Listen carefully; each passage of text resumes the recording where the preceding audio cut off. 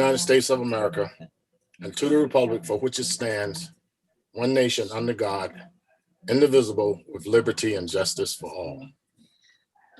Thank you. I'm trying to see.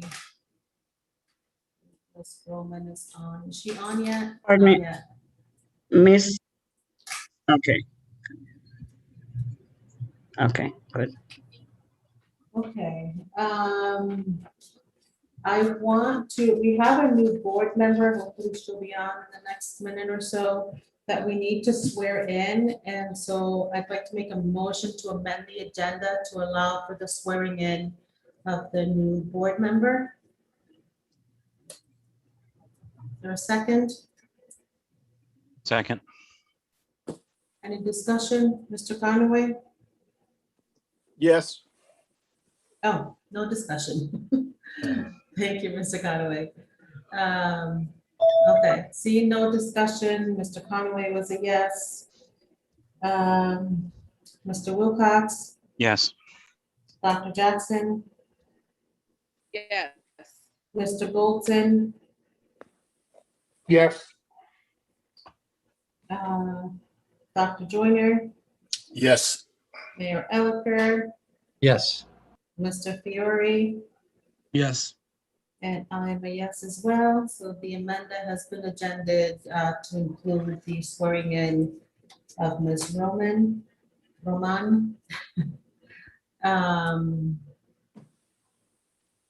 And so then I'll make, well, I guess I don't have to make a motion to swear her in, but. Sorry, Michelle, you have to change your name. I think I gave you my link, and so it says my name twice. Okay, yeah, I'll change it. I was very confused for a second.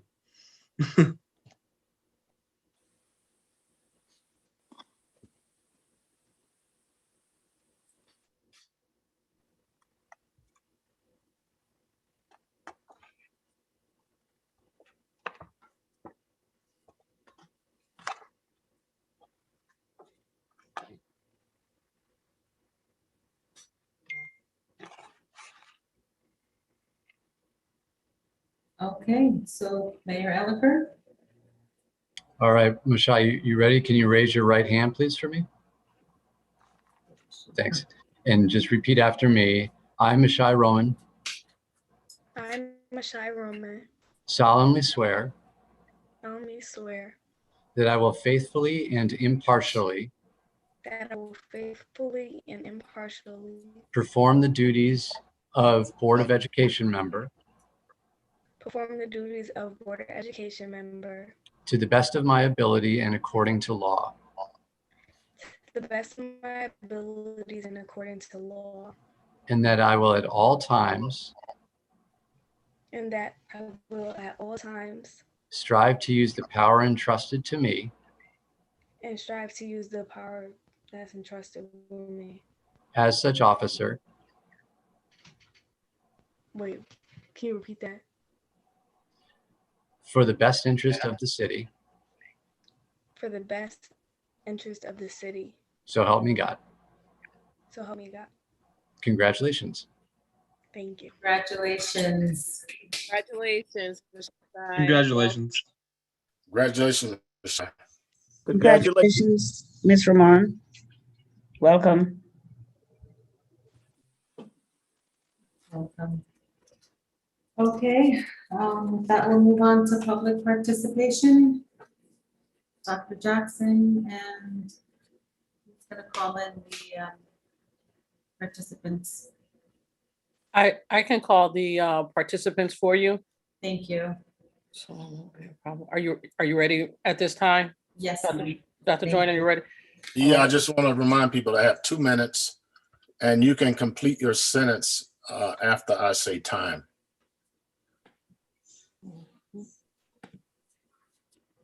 Our first guest is coming in now.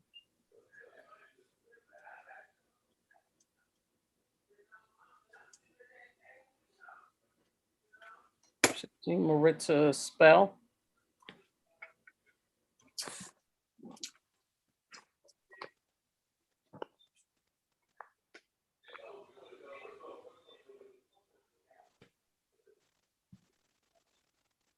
Can you hear me? Yes. Yes. Okay. So, good evening. I'm here tonight voicing my opinion about the investigation of the principal of Brennan. It saddens me to see that 4 members of this board voted on something they did not have the complete information on. That definitely increases the public's mistrust in the decision-making of this board. With the outcry for an investigation by staff, parents, and students, I feel that it is your duty to launch a new investigation and give the community what it is asking for. Also, I am asking Mrs. Rivera, the president of the board, to increase public speaking to 3 minutes. Thank you.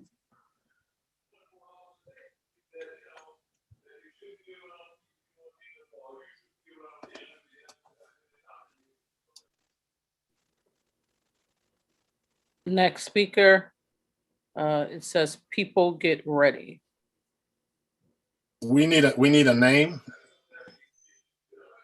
Sorry, this is Lauren Anderson. I didn't get a chance to change that. And 946 Elm Street, thank you for the opportunity to speak. I'm here to speak about the situation involving the demoted Brennan Rogers principal. When various members of this board were appointed, New Haven Public School advocates spoke in support.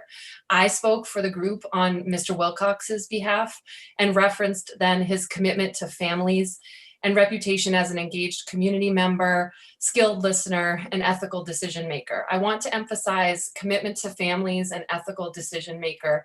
These are qualities any of us would want from any of you, and it's where some of you have failed us and are failing still.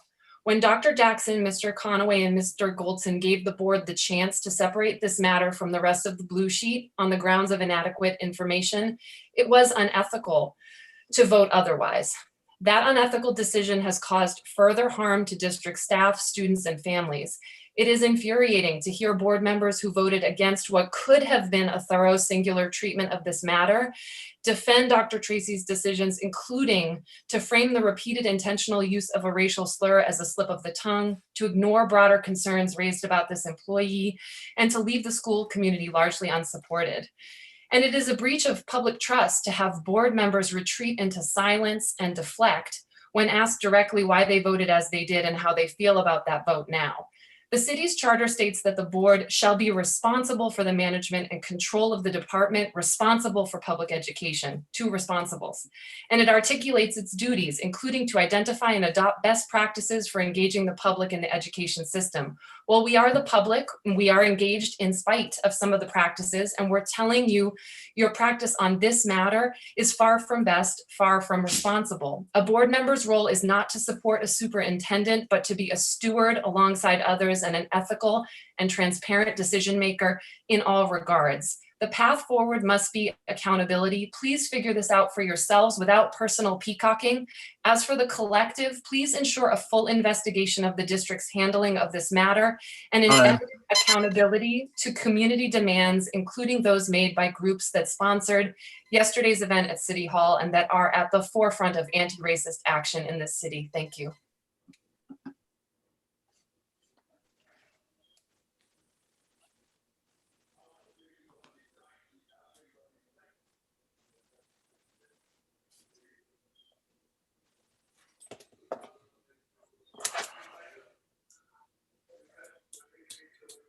Hi, can you hear me?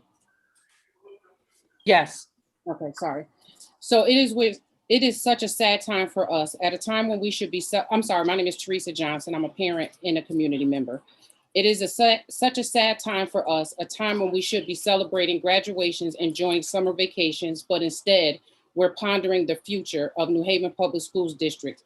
Over and over, concerned parents have asked for a seat at the table, but instead we get 2 minutes to express our comments. And no one ever responds, no one ever follows up, and no one is even letting us know that our voices are being heard. During these virtual meetings, you have closed the chat room and we are not even able to put our comments in there. We are expected to give comments without seeing an agenda. Therefore, our comments are always 2 and 3 weeks behind. The hypocrisy on this board is unreal. The president has not shown any ability to be impartial when it comes to rulings and being fair to all board members. She recently confirmed my perception at the last board meeting. During this meeting, her colleague, Dr. Tamiko Jackson, asked for a request to have the Catherine Brenner situation investigated. Yesenia Rivera, the president of the board, said that she would take it under consideration. The agenda is out, and guess what? The request is not on the agenda. The recent decision to demote the principal that was found guilty of using racial slurs is further evidence that this leadership does not have our children's best interests in mind. Once the community was made aware of this issue, the superintendent and the Mighty Four didn't even attempt to readdress the issue.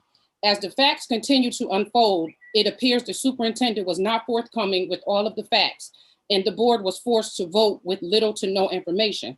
I am not sure why the mayor of a city would think it's okay to vote on a critical issue without having the facts. That is bad leadership. At this point, I really feel that it is disrespectful and dishonoring of the brave employees who attempted to stand against this bad behavior to not even address their concerns. We are requesting a complete investigation on the district's handling of the events, documents, and decisions related to the investigation, transfer, and reassignment. We're also Finish your sentence, Ms. Johnson. organized groups be heard.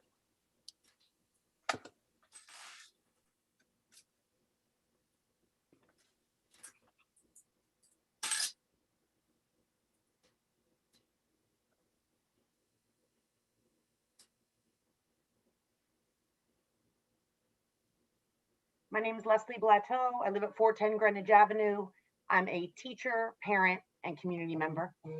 First of all, I'd like to encourage our fully vaccinated mayor, Board of Education, and central office staff to return to in-person meetings immediately and bring these public meetings back to the public.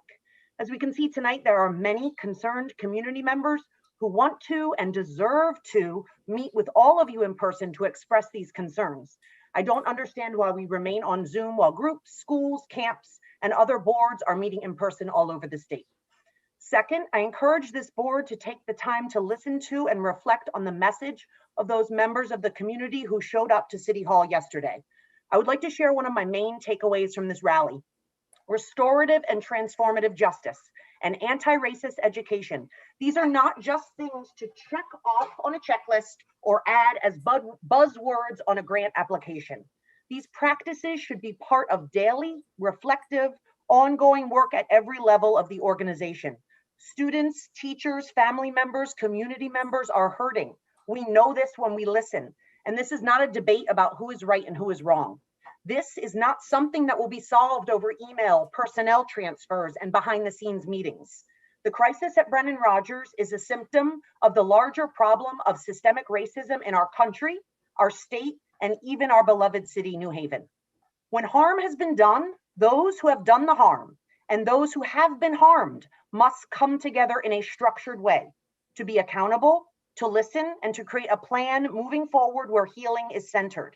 There are students, teachers, principals, and administrators who right now work for New Haven Public Schools who know this, who believe this, and who know how to facilitate this. This crisis should not define us. Rather, how we respond as a community, how we prioritize healing, how we prioritize transformative justice and anti-racist education. That should be what defines New Haven Public Schools. Thank you for your time.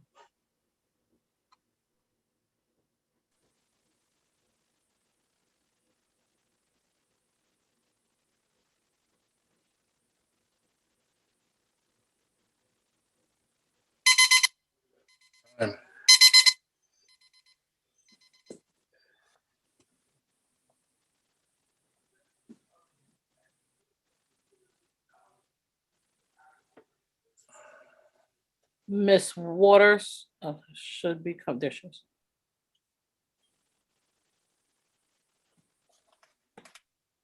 Am I up? We can hear you. Oh, I didn't even know that I was on. Hi, my name is Najija Ife Waters. I am a parent as well as the president of Citywide Parent Team. So I have a couple of questions, and I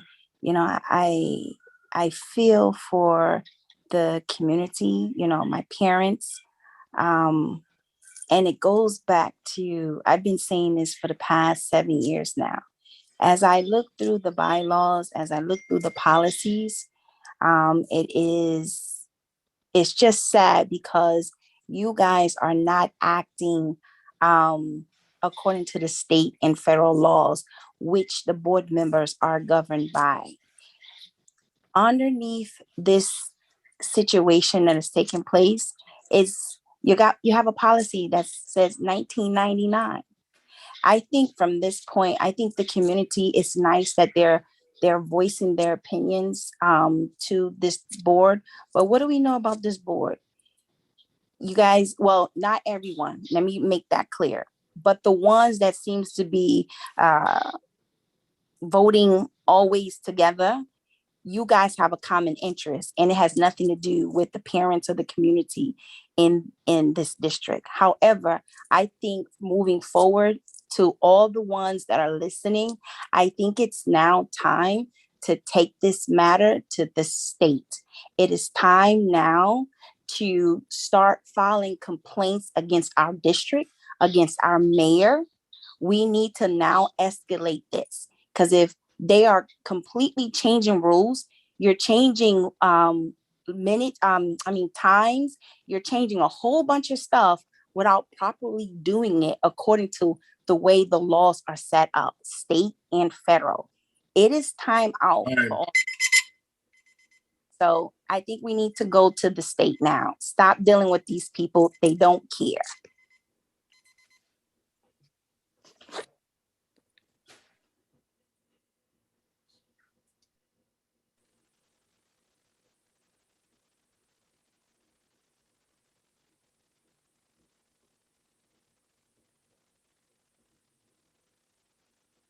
It's my turn to speak.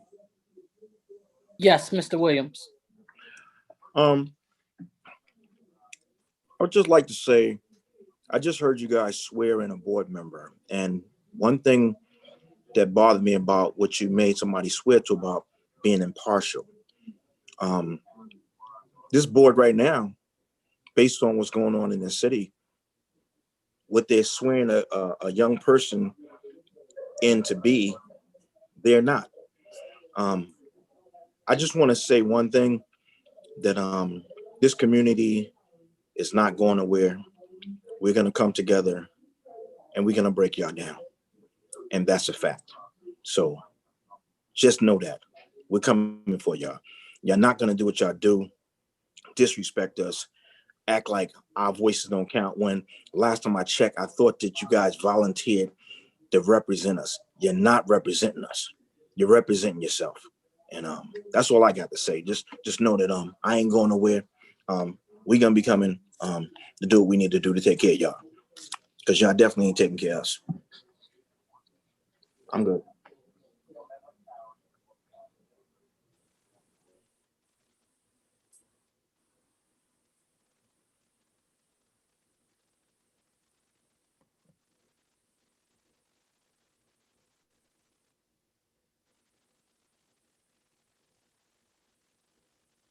Good evening. My name is Stephen Cousin, and I am the parent of 2 children attending New Haven Public Schools, and I'm also a New Haven resident.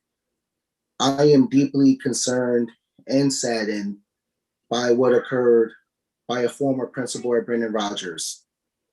I know what it's like to be called that name, no matter what context it is. And I understand how demoralizing and humiliating it can be when somebody actually used that word. And for this district to respond the way that he did, it really hurts me to my core, where it's not about me, but it's about my children. And I'm concerned that we still have this particular person going to be involved in my children's education, where I'm trying to provide a safe environment for my child, for my children, to tell them how great and wonderful that they are, and to still fighting against a culture and environment that's not conducive to what I'm trying to bring home to my family is very concerning to me. I'm just asking for a full, thorough investigation where we just really just want transparency and we want accountability. We really want to make sure that everybody who was involved in this are own up to their mistakes and actually be held accountable for their actions. We're asking this not for us, but for our children. Let's really put kids first in our school system. let's really put against the divisive rhetoric and really come together for our children to ensure that no child has to feel that they are not special, that they are not worthy. Thank you so much.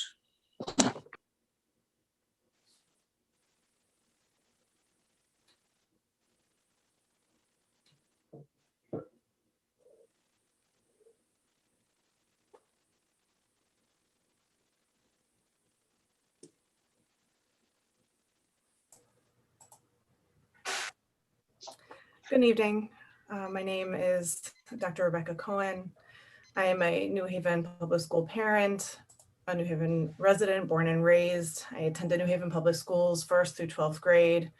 And my mother was a New Haven Public Schools teacher and also worked in the Social Development Department of the Board of Education while I was growing up. And I'm here to voice my support of the demands for a thorough investigation of the district's handling of the investigation of former principal of Roger Brennan School. I've been following this process closely and remain concerned. Related to this, I'd like to share my experience over the past 2 years when I was researching New Haven Public Schools to decide how to rank in the lottery for my own child. During that process, I went to 12 different New Haven Public Schools in person. Because it's always been of central importance to me, I asked 2 questions at each school. Number 1, what are the multicultural competence and anti-racism trainings that your staff engage in? And number 2, what trauma-informed practices are your staff trained in? Because these things go hand in hand. At one school, I actually didn't even have to ask this because the information was embedded in everything they discussed. At another, they could answer the question, but they didn't have much specific information. At a third school, they said they did not have much training, but that they'd love to hear more from parents who would like to see this in their school. At the other 9 schools, the staff looked at me like I was crazy, and they didn't know what I was talking about even after I explained further. This experience has remained with me and caused me great concern as my child has entered the school system. And this is why. Rather than a slip of the tongue or a one-time offense, many of us know because of these kinds of experiences, and unfortunately much worse, that this is just the tip of the iceberg. There is a much larger process that needs to be undertaken that so many people are now demanding. And I'm here to join those voices to demand that we enter into this conversation and investigation in a more meaningful way. And as someone with this experience, I know that New Haven Public Schools have a long history of taking very intentional steps towards diversity and inclusion. And this moment is calling for us to do better. Thank you very much.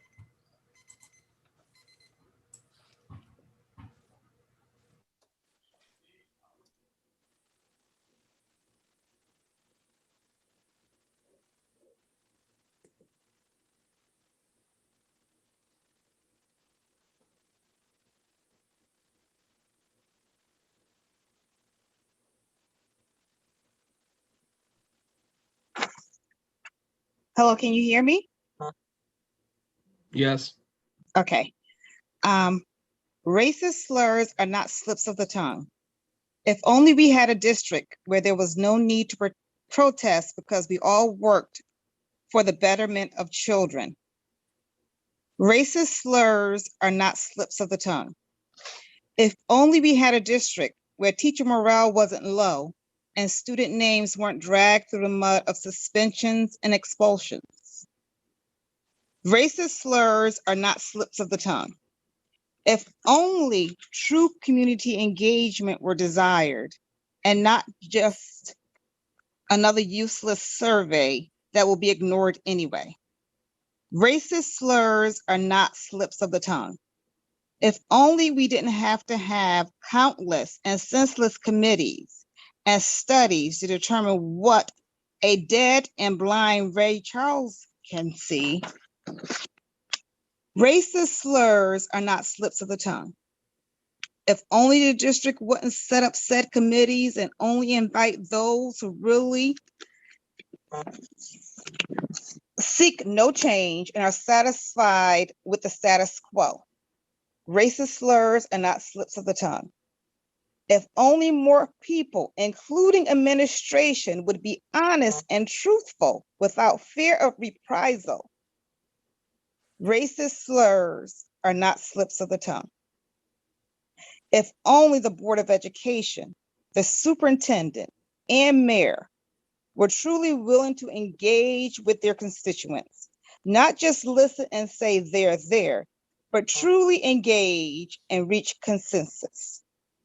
Racist slurs are not slips of the tongue. I request that we do another investigation into the Brennan Rogers incident. Thank you.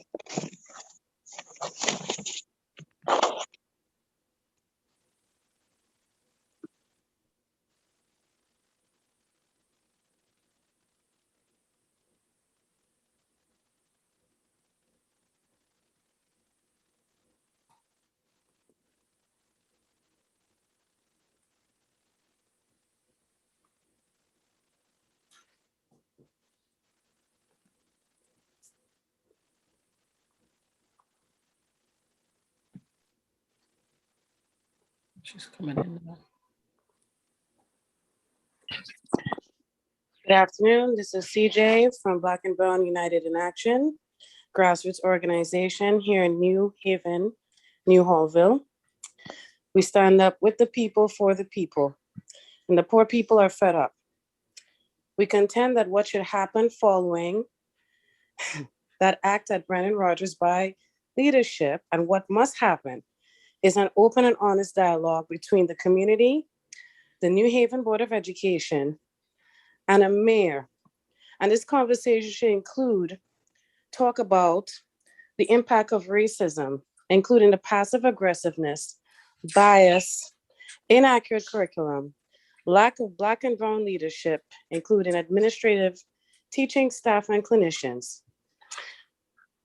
And this is something that needs to be done, and it has to be done by the Board of Ed. Because the same way that the money, time, and resources was found to investigate a certain board member repeatedly, and for various reasons, sometimes just for sitting there. Why wasn't this done for this woman? Reading a book doesn't excuse it. And this is why racism had to be declared. This right here. This is an example of what a lot of Black and Brown people go through every day when they're written up, when they're mistreated, when their rights are violated on the job because their skin is not light enough. The future of the nation is in the backpack of the children. Be careful what you're teaching the future. Like Mr. Williams said, we know how to get you all out, and we will escort you all out. And I do support what Ms. Waters said. It's time to take this up a notch. Take it to the state. Thank you.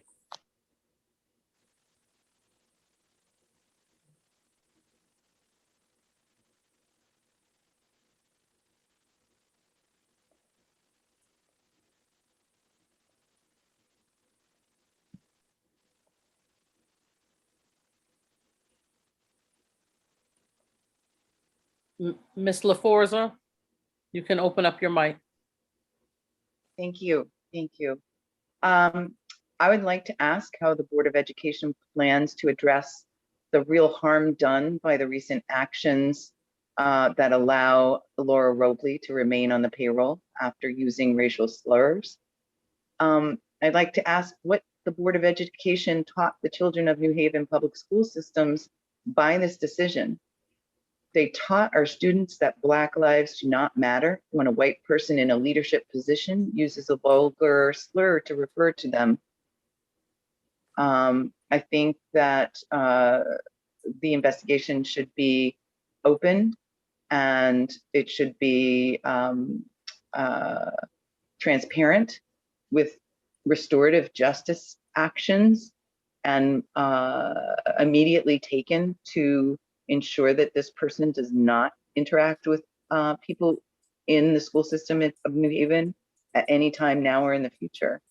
I also think the Board of Education should apologize and issue a loud and direct apology to every student and teacher for the harm and violence that was perpetrated on our students and faculty in the handling of this issue. Sweeping this racist incident under the rug and hoping we will all go away is not a good tactic. We need leadership that respects students and teachers, that admits when they've caused harm and takes immediate steps to hold perpetrators of racial violence accountable with real consequences. Thank you.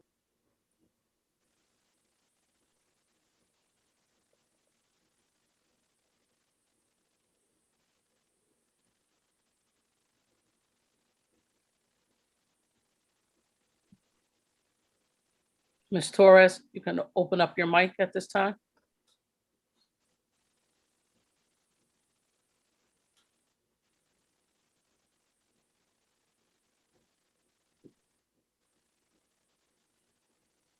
Ms. Torres?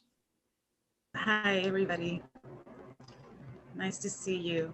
It was lovely to see you guys yesterday, and it's lovely to be here today. You know, my mom was a teacher in the Board of Education in New Haven. She taught at Welch Annex, and she taught at Celentano School. I grew up in the Board of Education in New Haven, and I know what it is to have the issues that my mom went through. For example, a kid hit her and she fell on the floor and then needed surgery. The sad portion of this is that we're not looking and connecting dots correctly. What trumps all of this is political action, political friendships, the elitist.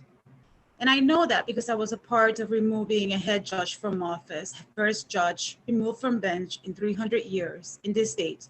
And she presided in the, here in New Haven, in family court. So what I'm saying to you is we need to ask for political accountability and past New Haven, because of course, whatever bracket is going on, because this is what it is. It's offensive, it's inhuman. And it takes the focus of what really we should be looking at, which is educating. As we know, our children really go through a lot just to get from the home to the school.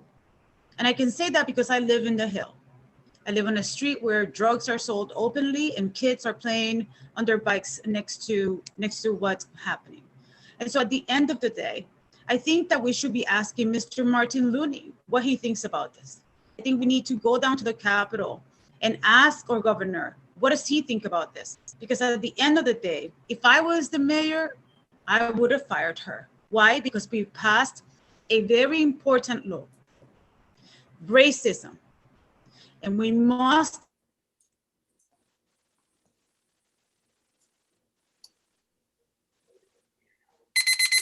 Time. Dr. Dorner, she got muted before her time was up. Yeah, I wasn't able to hear what she said. She didn't get muted, but something happened on her end. Because how much should I add? How much should I add? Just give, it sounded like she was almost done, but Yeah, it like wasn't at that least- long. Just give her. Did you hear? just I give her 30 apologize. seconds. How much? I apologize. I'm just wanting to make sure if you heard me. 60 Yeah, seconds. 16, Go you said ahead. 16 seconds. Go ahead and finish, Ms. Torres. Thank you very much. That's all I wanted to say today. Thank you.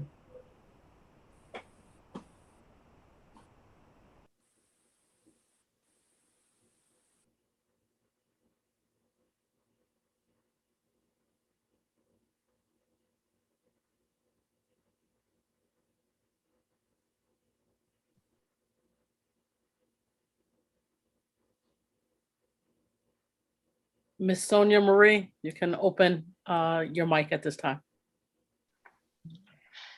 I'm going to start by addressing the head of the animal.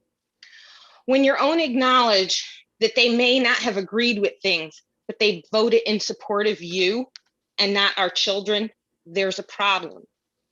When you hold children to a higher standard than the adults that are not only in charge of the children, but other adults, there's a problem. We know children do what we show them significantly more than what we tell them to do. There isn't anyone on this board that hasn't seen the strength of this community coming together and getting rid of someone that did not have our community in their best interest. Time and time again, we are told to sit and wait, sit and wait, sit and wait. Historically, we have been told to wait, to wait, to wait, but now it's our own telling us to wait, to wait, to wait. There is no more time to wait. There are families that were complaining prior to this incident about how the administrator was running that school and the disparities between employees, families, children, and so forth. And this board was aware of that. I will refrain and say, not that the board was aware, but the superintendent was aware. And I'm getting a little bit tired of things being pushed away because it doesn't want to sully the area that she stands in. This has happened one too many times that she steps to the side and lets things fall. The superintendent is the head of this, and by her side is the mayor. I'm not going to get into who's the best mayor, who's going to be the best mayor, who could be the best mayor. I want a mayor. I don't want a mayor that uses political pawning and positioning to reel people in to do what they want them to do. No one's job is secure. You can finish your sentence, Ms. Sonia. No one's job is secure other than that of a parent. You don't get to ever stop being a parent, but your positions as leaders, if you don't do it right, you won't stay one. Thank you. Thank you.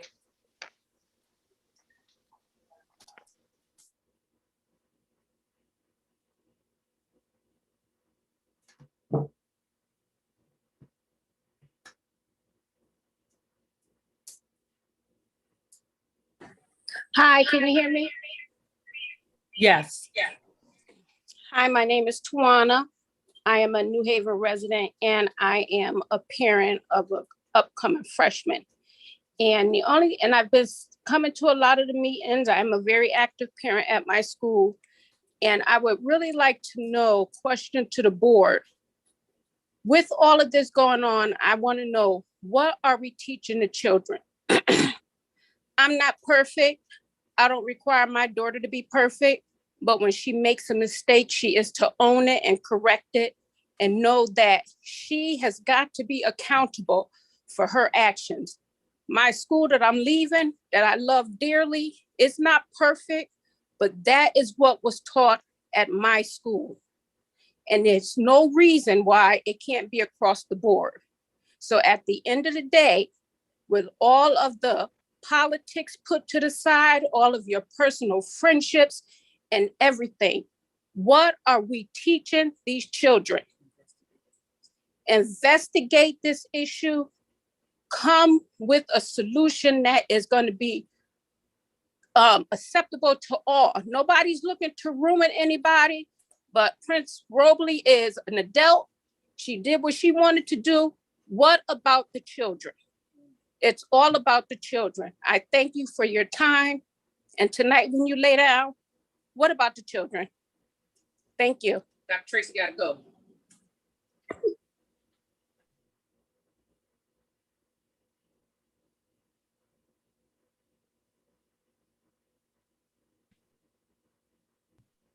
At this time, I do not see any other hands raised. President Rivera. Thank you, Ms. Hannon. So We we'll just move had to- 2 hands raised. I don't know how you want to Okay, respond. I'm gonna ask that anyone raising their hands, yes, let's take those 2, but if we're done with the 2 and there were no other raised You hands, have then we'll move on. It's a third one? Yep. The 3, okay. Yep, go ahead.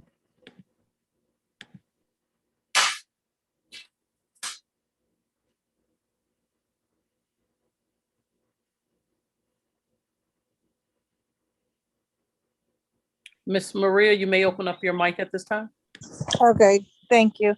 I'm actually just signed up on the website, but nevertheless, just to echo every parent and every staff member, community member that's been on this phone call, this Zoom, I wish you do go back in person, because all this muting, y'all having fun with the technology, muting and unmuting people and cutting people off. That don't work in real life. The problem that we're having is that, number one, from gate, I think Ms. Waters said it, this board is not acting via state and federal laws. I know the only person that's on this board that I voted for, which is law, was Dr. Joyner, and he only made it for a couple of months or weeks. Besides that, parents are supposed to be involved in the picking, the choosing of our curriculum, and our principals from day one. No one ever voted for Miss Robley. No one ever voted for Miss Dozeman. You guys do not involve the parents. You don't have any type of engagement. Miss Hannahs, I know you have my personal phone number, so I should have got a phone call to be a part of that panel to choose the next principal. This is the problem. Y'all don't start from the beginning. The beginning is that who was on that panel that picked the principal? Not parents, not community members. You pick the same people that work for the district and say, oh, those are parents because they have one student, but they're working for the district. It's all tainted and it's really ridiculous. And I wish you guys take the time out to see that law trumps everything in New Haven. New Haven make their own rules up. And everybody on this phone call, on the Zoom, on the YouTube, I wish you guys all get together. You said time? You can finish your sentence. I wish everybody get together, sign a petition. Let's go down to Hartford and make this happen. Get this board removed and put a new board in. Because we are the city, we are the community, we are the residents, we're the boss. Have a good one.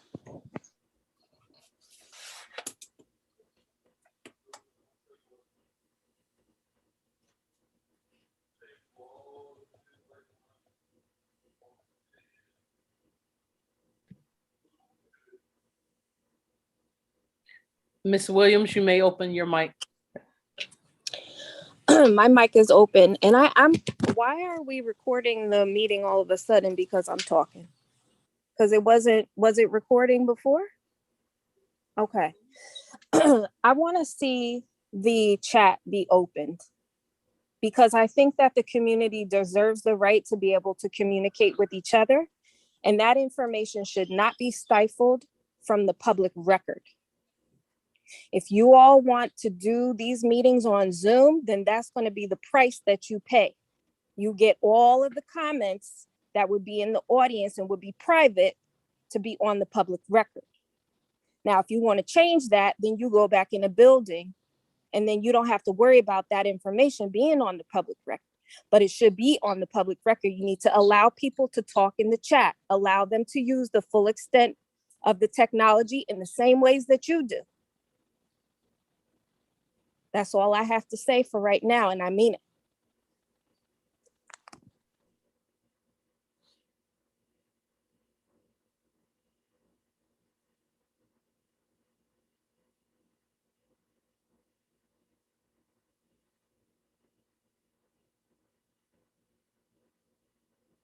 Is that everyone, Ms. Hannans? We have one more person, Miss Miller. Okay, can you let her in? Yeah. Trying to.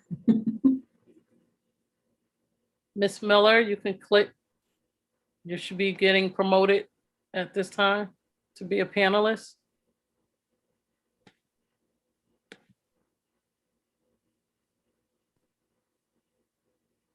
She should be coming on now. Yeah, there she is. Okay. Hi, can you hear me? Yes. Hi, so I won't stand before you long. I'm actually at work right now, so I snuck away a little bit just to get on a Zoom and just hear, what everyone had to say. But I just like to share that I am a parent and both of my daughters do attend New Haven Public Schools.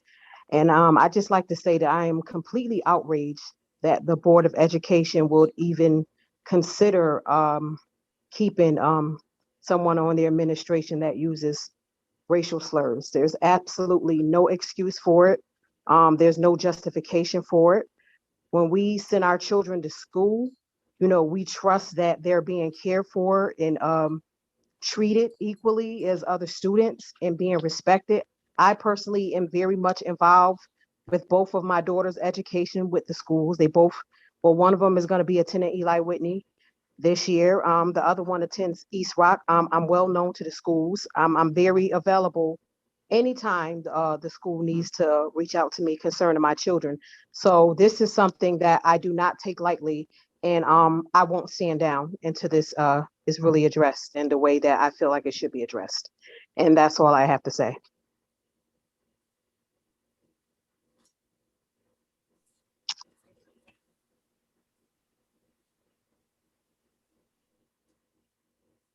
And that we no longer have any hands raised. Madam President, point of order. Mr. Golden? I wasn't aware that we were disabling the chat during our meetings. Is that correct? And if so, why? Dr. White had disabled the chat, but we don't, when we have our board meetings, we don't normally have chat happening with the board members and the public. So I'm guessing that's the reason for closing the chat, which I support. Well, Madam President, again, as a point of order, during any meeting that we have, the people in the audience are able to talk amongst themselves during our meeting, exchange information, and maybe even, exchange information with us without us engaging with them directly. I don't understand why we would not allow the attendees to communicate amongst themselves. I don't understand the justification around that. Could you please explain that? So board members were engaging with the public while the board meeting was going on.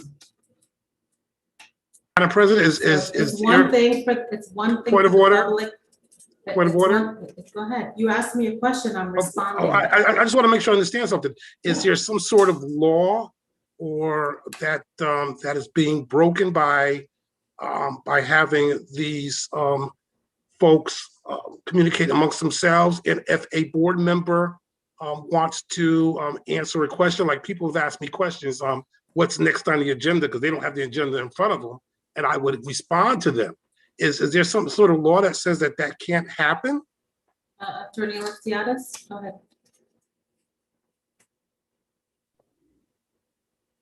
Thank you, Madam President. I don't know the complete answer to the question because I'm not sure about how the Zoom functions, but there's a potential for creating a Freedom of Information Act violation because you are, we need to know whether that chat is captured and preserved.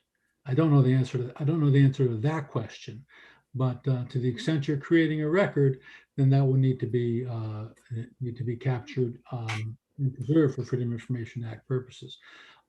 So until we answer the technical questions, we can't really answer the legal question, but we know enough to know that there's a potential issue there. Madam President, I would request that we get an answer to that question by the next meeting, and that if we are not breaking any FOI laws, rules, that we allow chat to remain open during our meetings. Thank you. Mr. Wilcox? I was going to agree with my colleague, Mr. Goldson, that I also request that we get that information about any legal issues or technical issues.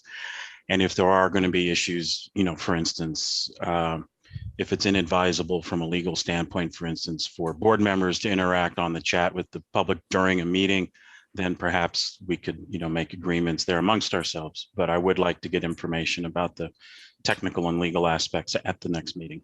Thank you. Thank you. I think that Attorney Alexiadis should be able to get us a response before the meeting by email. That has to be at the next meeting, but definitely before the meeting. Dr. Joyner, and then Mr. Fiore, you lowered your hand. Or you don't. I'm going to pass. I changed my mind. I'm going to pass. I'm going to pass. I'm not going to say anything. Okay. Thank you, Dr. Joyner. All right, so we'll move on to the next item on the agenda, which is the approval of the board meeting minutes for June 28th. Entertain a motion to accept the minutes. I move to accept the minutes. Thank you, Dr. Joyner, is there a second?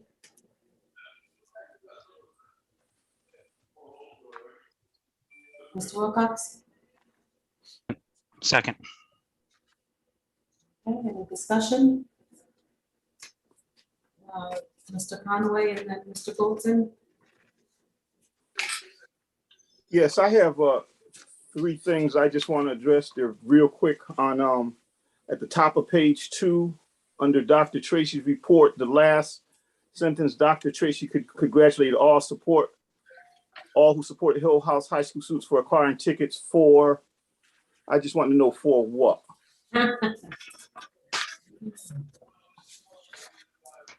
Top of page 2, that's one item. The second item is on the bottom of page 4 under compensation and equity. The absolute last sentence on page 4. I think that should go under food service task group. The bottom of page. Bottom of page 4. Okay. Item number 9. That should be food service task group instead of compensation equity. And under equity, there was no report. And then on the I don't know what it is. It says at the top of page 5, the very in the left, it says report Mr. Conway under 128.1. I'm not sure what that is. Those are my 3 things. Thank you. Thank you. Mr. Goldson? Thank you, Madam President. These minutes were a little confusing for me, and I think we may have to go back and redo them. I had the same concern, the first concern of Mr. Conaway's. I didn't know what came after the word for. And then on page 2, right under that, in the finance and operations, the first sentence has a number Roman numeral 4. And then in the second section of that, 121.21, it has abstract number 4 passed. I'm assuming those are the same thing, but I don't know for sure. So I think the minutes should be corrected to either say Roman numeral 4 or number 4. Am I being followed here? I'm not following. Okay. You said the second page under. Under finance and operations, the first sentence says a motion by Ms. Rivera to approve abstract number Roman numeral 4. Ah, got it. Okay. And then on the second sentence, it says Dr. Joyner, yes, Rivera, blah, blah, blah, yes, yes, yes. And at the end of those yeses, it says abstract number 4 passed. Now, I'm assuming those are the same thing, but they should either be consistent, either say number 4 or Roman numeral 4. On several of these motions where there was a vote, it has Mr. Fiore, but then it doesn't have anything after that. It doesn't say whether he voted, how he voted, whether his voted counted. It doesn't say anything. It just says Mr. Fiore several times throughout the document. So I think it has to be, again, these minutes are something that someone 5 months from now may read and not understand. They have to be clear what they're saying. I don't think that's very clear. The third question under that, where it says under finance and operations 122-21, it says on the motion by Mr. Wilcox, and it says in parentheses, PS contract number 7 was withdrawn by administration.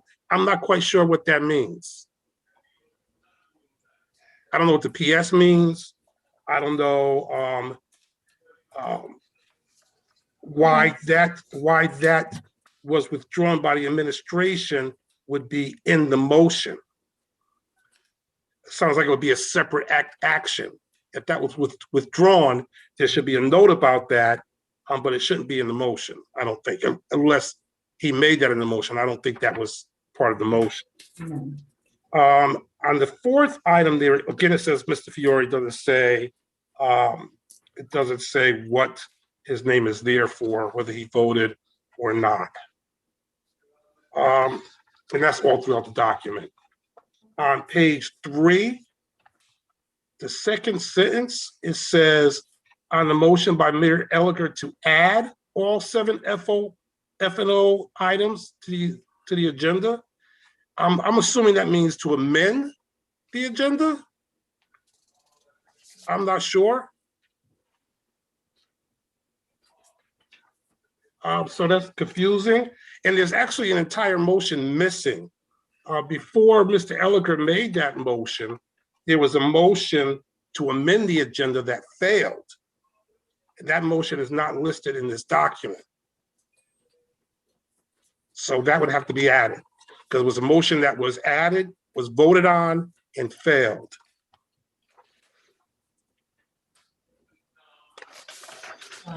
So I think at this point, because there are so many things, it would just make sense to withdraw Yes. the acceptance of the minutes and then just have them corrected and brought back at our next meeting for approval. I would be. I have some additions, Madam Chair. Go ahead, Dr. Johnson. I wasn't finished. So do you want to hear all of them? Oh, I thought you were done. No. Would you, is it Unfortunately, okay if you all email your changes to Dr. Joyner as secretary of the board? Since that would work for seems me. like- Yeah, it seems like That would there's a work for me. lot. With a copy to the recording secretary. Yes, please. Both of us. That way she can look at, Yeah, she Madam can look Chair. at the recordings and confirm, the edits to be made before bringing them back to the next meeting. Go ahead, Madam Dr. Chair. Joyner. I would also ask the recording secretary if she is unclear about a motion for her to say so. Yeah. So we can get it right from the beginning. And at one point, we were getting the minutes sometime before the board meeting. We need to make sure we reestablish that send the minutes out to the board. If we have the meeting on Monday, if we can get them out by Wednesday, so that if there are any corrections, that we won't have to spend all this time on that. Okay. So did you make the original motion to accept the minutes? Yeah, and I'm withdrawing the motion. Okay, I withdraw my second. thank you. All right, so we'll move on to the next item on the agenda, which is the superintendent's personnel report.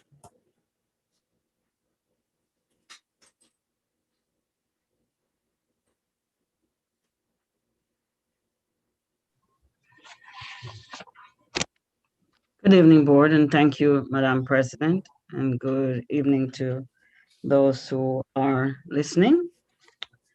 Good evening to you. Can you hear me? Yes? Yeah. Okay, thank you. As I mentioned to the board in an email that was recently published, that we have divided the personal report into 2 different parts, just somewhat similar to finance operations.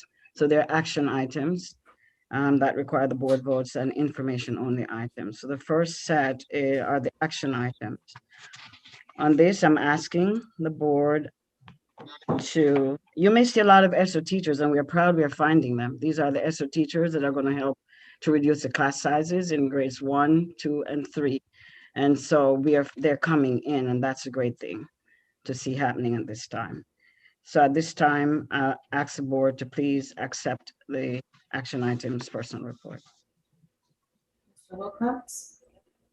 Madam President, I'm going to make a motion to that effect, but as I do, I will be amenable to if anybody wants anything separated off of this for any reason.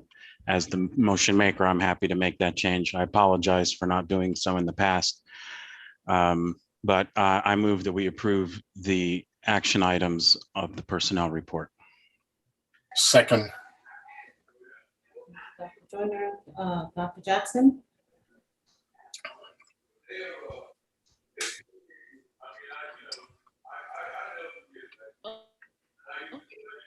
You're frozen, I think, Dr. Jackson? Can't hear you, Dr. Jackson. Can you hear me now? Yes. Can you hear me? Okay. So I have a question. When in picking a principal, is there a process that we go by? I just want to know what the process is. Do we involve the different groups at the schools? I will have Ms. Hannons, who carried out the interview process, to answer that for you. Thank you. Good evening, and thank you for the opportunity to speak with you this evening.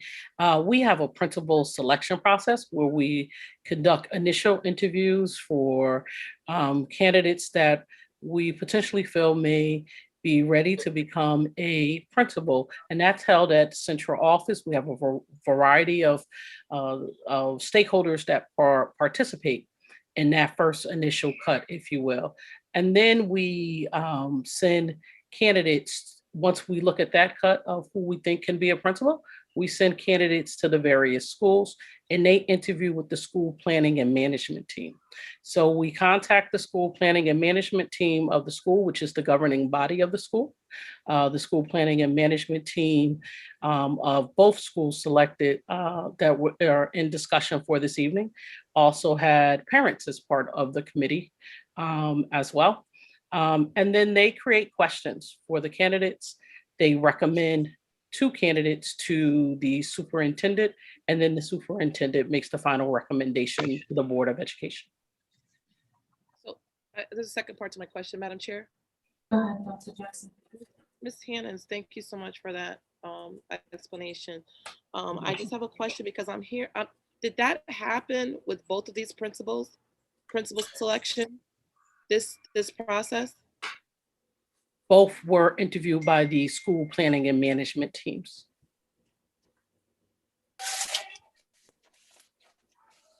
Okay. That just doesn't, all right. Thank you, Dr. Jackson. And then, Mr. Golden? Are you, is I Dr. can Jackson? tell if you're finished? done, Dr. Jackson. Dr. Jackson, are you finished? No, I don't know any of the people that are on this list, I just have some concerns. There's a lot going on at Brennan Rogers, as we know.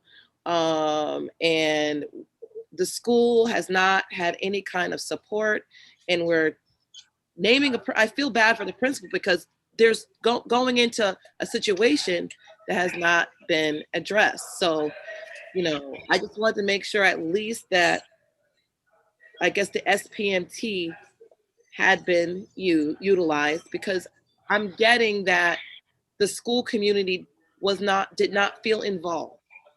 So there's a lot going on. The school community does not feel involved. I feel like because we have not addressed anything there, that we just keep keeping on to our issues. I just, very uncomfortable. I don't know anybody on these lists, but I'm just saying that we're just not handling this. This is, I think, heaping more issues on. The community is still not comfortable. They have not been addressed. So I'm done now. I think you know what I'm saying. Thank you, Dr. Jackson. Mr. Golden? Thank you, Madam President. I'm going to be brutally honest. We know that oftentimes committees are set up in order to make sure that we get the results that we want from them. I don't know anything about this committee from Brennan Rogers, but I do know that I've gotten several phone calls over the last several weeks about this process. And no disrespect to the candidate that you're recommending. I understand that she's a great candidate, but I also understand that the current assistant principal there was also a very good candidate, or a great candidate. And a matter of fact, more than half the school wrote to us basically saying that she was a great candidate and a great leader during a very difficult time. And I'm very concerned about this process and how it occurred and how it was interfered with. Again, I'll be brutally honest. We know that the current assistant principal was interested in the position, and then she was called to a meeting at the superintendent's office, and then she wasn't interested in the position anymore. Madam Chair, point of order. Dr. Joyner? This really is devolving into a great amount of hearsay, rumor, and so on and so forth. And the public is asking us to be a professional board and to deal with these matters based on facts. And it's very hard for me to sit here and listen to it. So I would ask that we vote on it and get information in the future regarding the process. We should have had it. I mean, No, Madam President, with all that due was my respect. point of order. Mr. Golden, I can respond to that, Madam President. No, you cannot respond to a point of order. Dr. Joyner, your point of order is well taken. Mr. Golden, please keep your comments and conversation to the item. Without bringing in the extra hearsay. Madam President, based on the information that I have received over the last couple of weeks, based on the information that it's not information we have, Madam President. Dr. Joyner, can I finish there's a point of order, Mr. Golden. You know I'm not going back to that, Madam President. I am making a new point, Madam President. I'm making a new point. There's a point of order. There's a point of order on the table, and I must hear it. You know that rule. Go ahead, Dr. Joyner. Again, it looked as if he was going back. It looked as if he was going back. Madam Chair, could I respond? Thank you, Dr. Joyner. Finish your point of order, Dr. Joyner. Right, we really should be discussing the matter at hand. Ms. Hannon has outlined the process. It's consistent with what every district does. And the final authority for hiring staff. That's not a point of order, Madam President. He's making his speech now, Madam President. To talk about anything. On my time, Madam President. Thank you, Dr. Joyner. Thank you, Dr. Joyner. Mr. Golden, she has laid out the process. If you have questions about the process, you may ask that. Madam President, I'm getting ready to make a motion, Madam President. I'm getting ready to make a motion. I have the floor.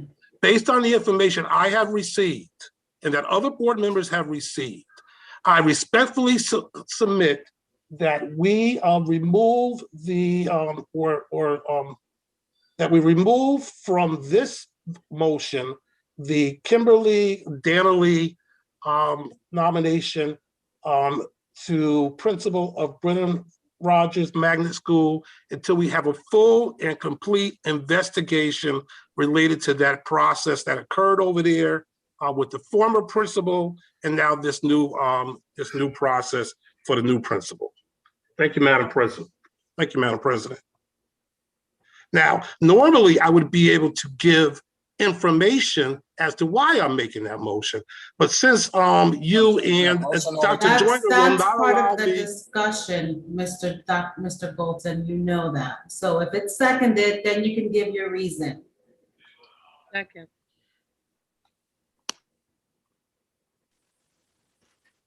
Any discussion? What was it seconded, Madam President? Yes, it was. Dr. Jackson seconded it. All right, may I now give the reasons why I'm making this motion? Yes, you may. Normally, I would give the reasons. I would state the facts that I received, and I would say to you, we should not be making a decision without having all of the facts, like we did the first time when we moved that principle. But of course, you and Dr. Joyner will point of order me to death and not allow me to make my point. And I think we all know what the point is. So I'm asking this board to respectfully to separate that item out. Mr. Wilcox? As the person that made the original motion, and as I said, I'm very happy to separate any item out that people would want. So I don't know if the proper way forward might be for me to withdraw my motion and make a motion to accept all except Kimberly Danley, and then we can have a separate motion for that item. I think there's a problem. Mr. Gosa made a motion. Yeah, and it's been seconded. Right, and we need to deal with that. Attorney Alexiadis, can you lend your voice on this?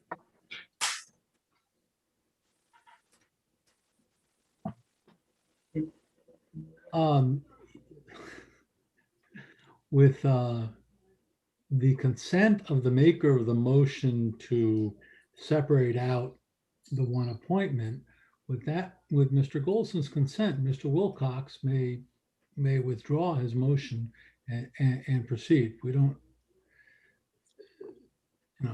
I consent. And so then Mr. Golson would need to withdraw his motion to amend, and then Mr. Wilcox will withdraw his motion and make a new motion, and that's all That's all. I will withdraw my motion to amend. Dr. Jackson? May I ask a question?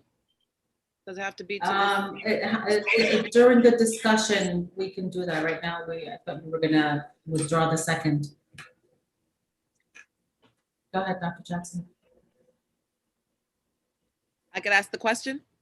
No, you can withdraw your second, and then during the discussion, you can ask your questions. Okay, then I withdraw the second. Madam President, I withdraw my motion. I withdraw my second. Madam President, Mr. Wilcox? I have a motion. I move that we approve all of the action items on the personnel report with the exception of Kimberly Danley. So the second? I second. Okay, any discussion? Yes, Madam Chair.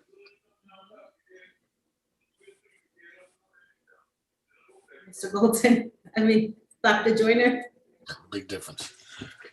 Madam Chair, we are really subverting the authority of the superintendent to create a legally defensible interview and hiring process, recommend people to the board, and then board members can, in effect, say that's not good enough. And because of this and that, I don't think that person should be hired. Now, of course, we can vote on each individual for our own reasons, but we continue to meeting after meeting when we have opportunities to ask questions before meetings, when we have a duty to know personnel practices. Point of order, Madam President. And Mr. point of order, Madam President. Hold on, Dr. Joyner. Mr. Golden? Madam President, we have the right and authority to ask questions during meetings and make motions during meetings. I don't understand what Dr. Joyner's suggestion is, that we have a duty to do that before meetings. We do not. We have the duty to do that during meetings if we want to. We have the duty and right. So I would suggest that he move on to the motion at hand and not try to tell us what our duties are. Thank you, Madam President. Go ahead, Dr. Joyner.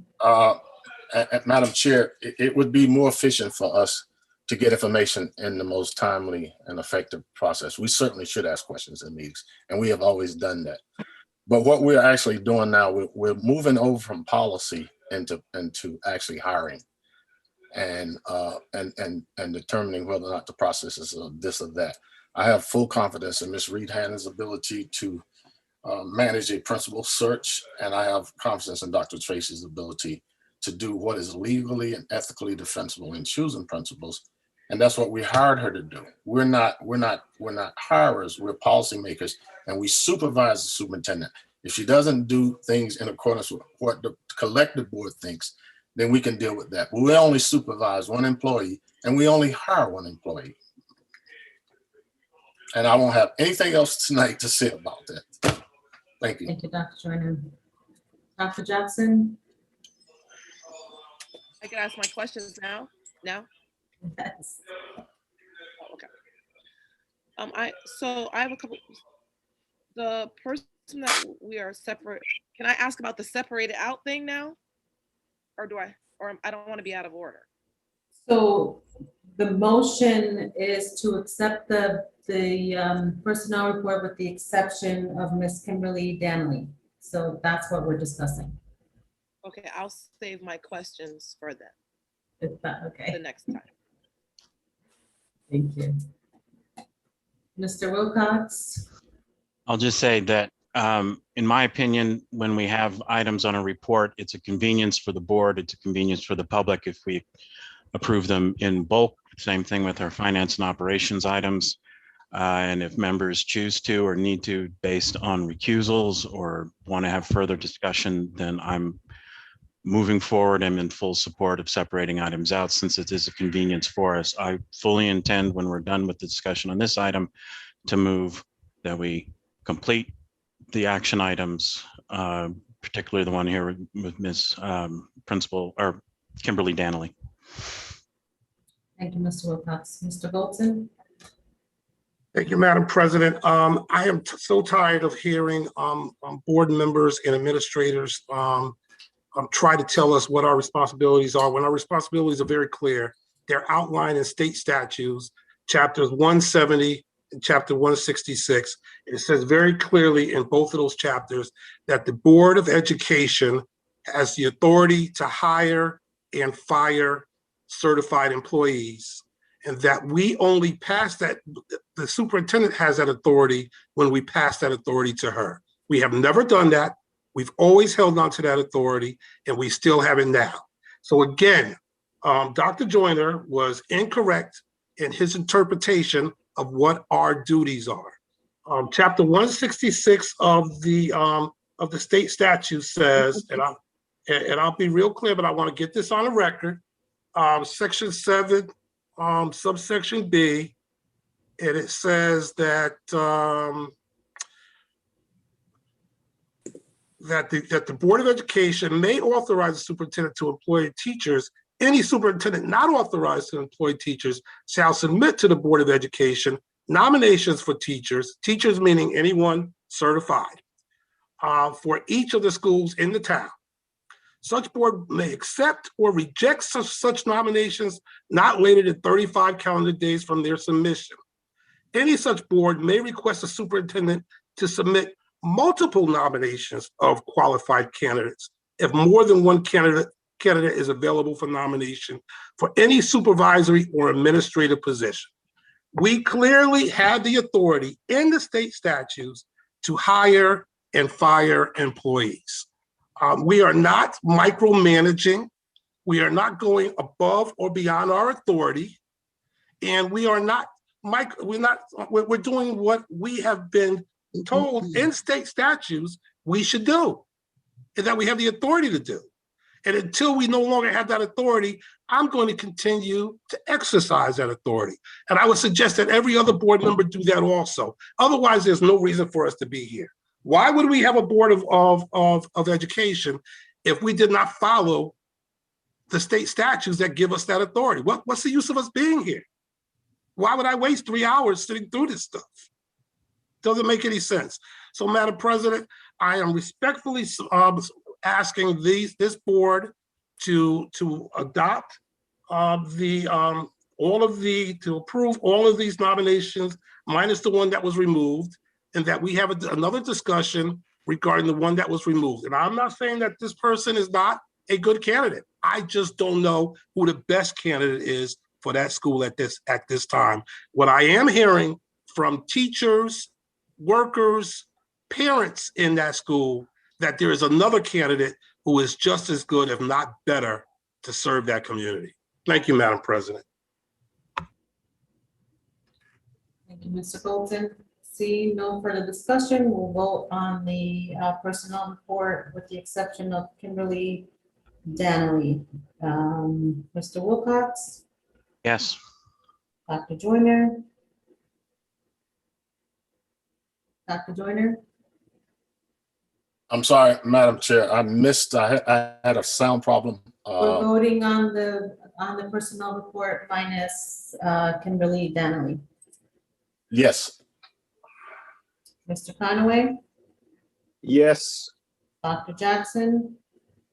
Yes. Mr. Goldson? Yes. Mr. Fiore? He's no longer here. And neither is Mashai Roman? Both students left. No, the students left. Okay, good. Thank goodness I don't have to hear this. Mayor Elicker? Wow. Yes. Yes. And I am a yes. So Madam President, Madam President, point of passed. order, Madam President. I object to that comment you just made about this board having a debate and discussion on important issues, and that the students, it was good for them to have left and not to hear this. I don't understand what that meant. Would you explain what you meant by that comment, Madam President? It's not a point of order. It's not a point of order, and it's not It's very well is a point of order. I will address it at a later time. We're going to continue with the agenda. Thank you. Madam President? Mr. Wilcox? Madam President, I'd like to make a motion, and that is that we accept the hiring of Kimberly Danley as outlined on the personnel report. Madam Chair, I second the Yes. motion. Thank you, Dr. Joyner. Mr. Goldson? Madam President, I would move that we table this motion until we receive a complete report about the situation at Brennan Rogers. Madam and Chair, there's have- a motion on the table. And I'm amending the motion. I'm making a motion to amend the motion. I'm within rights to do that. It's I in thought order. you were making another motion. I'm sorry. No, I'm making a motion to table this item until the Board of Education has received more information as to the situation at Brennan Rogers, including the process used to choose this new assistant principal, including an investigation as to whether the current AP was encouraged not to apply. Thank you, Madam President. Madam Chair, point of information. Thank you, Dr. Joyner. Go ahead. Mr. Wilcox made a motion. I didn't hear an amendment. I think a motion to table is non-debatable, Madam President. Attorney Alexiadis?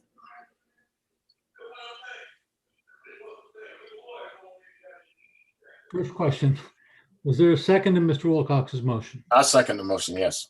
Okay, next question. A motion to table is a colloquial term, an informal term for what is what is described in Robert's rules as a motion to postpone. Motions postponed may be for an indefinite period of time or for a date certain. A recommendation is that the motion be one or the other. Mr. Goldson's motion had several contingencies in it, which will make it difficult for the board potentially to understand when this is to come back up. I think I would suggest that there's more clarity in a motion to postpone either indefinitely or to a date. Madam President, my motion was very clear. I made a motion to table until we receive a complete investigation as to the situation at Brennan Rogers.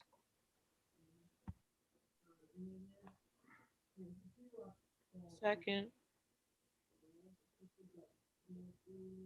Okay, it's been properly seconded, and so Dr. Jackson, Point of order.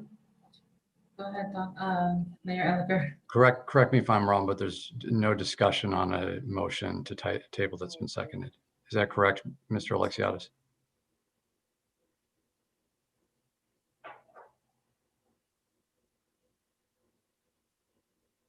It's not debatable. It's not debatable. No, that is, I'm sorry. Thank you, I said that 5 minutes ago. Jesus Christ. You're out of order, Mr. Goldson. Was I in order when I said it was? You're out of order now, please. Let's right. keep to the meeting and the decorum and No, the mayor's right. yeah, so it's not debatable. Mr. Wilcox, No. Dr. Joyner, No. Mr. Goldson, Yes. Mr. Conway, Yes. Mayor Eliger, No. Dr. Jackson, Yes. and I am a no, and so that motion fails.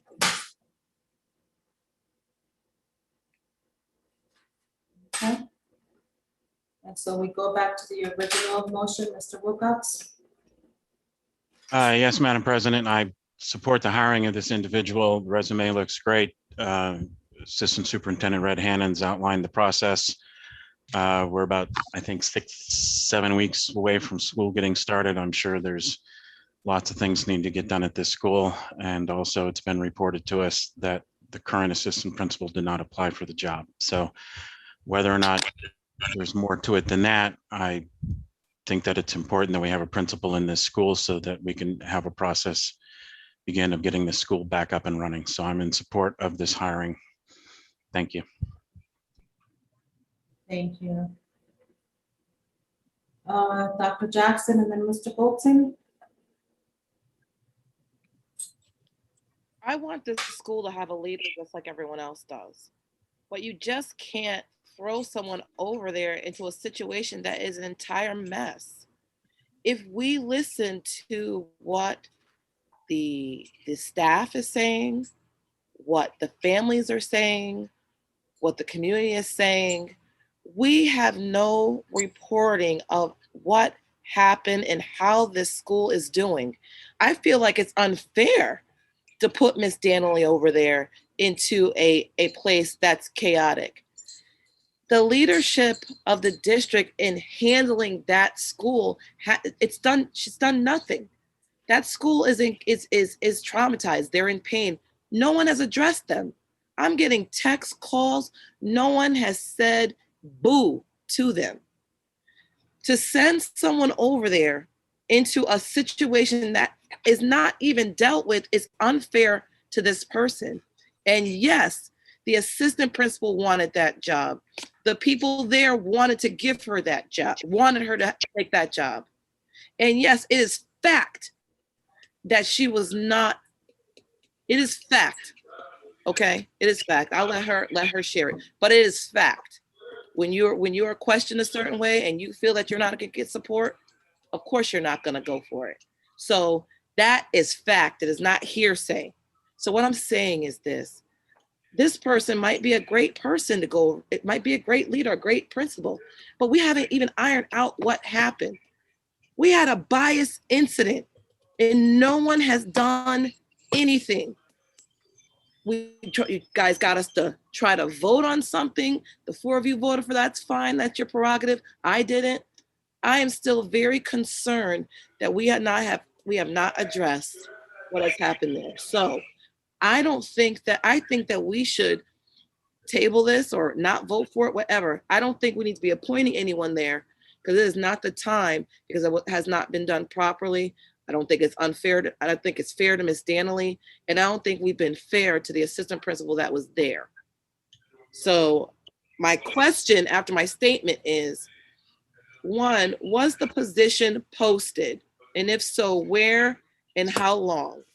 My second question is, who was on the SPMT team? Because I am getting from parents that there may have been one grandparent, but nothing else. So if those questions could be answered, please. Doc, if I can, I just promoted Kanika Ingram to be a panelist. The process was held in conjunction with our Office of Human Resources. And Ms. Kanika Ingram can talk to you through our general posting in reference to how we post principal positions. Thank you. Good evening, all, and please forgive me for not being able to have on my camera. I wasn't aware I was going to be called to be a panelist, so I'm not in a spot where I can put on my camera, so please forgive me. So Dr. Jackson, in regards to your question, the first one, I believe, in regards to who was on the SPMT, we had 2 parents on the SPMT as well as several teachers. And so the SPMT, they meet all year. And so we don't add anyone to the SPMT. They have to be a part of the SPMT from the beginning of the school year. So there were 2 parents So and I'm sorry, a parent and a grandparent, correct? a parent and a grandparent. Yes. And then and then there were how many teachers? Oh, hold on, let me pull up my. On the actual interview, there were 9 SPMT members that could attend the interview. And so 9 SPMT members attended the interview, and they were the ones who interviewed the candidates for the position. There were potentially, there would have been 6 candidates for the interviews. However, 4 candidates declined the interview. Wonder why. Okay, and so there were 2 parents, a parent and a grandparent, and then 9 teachers. And just clarity, the parent coordinator was on the interview team and the grandparent. as well as 7 other staff members.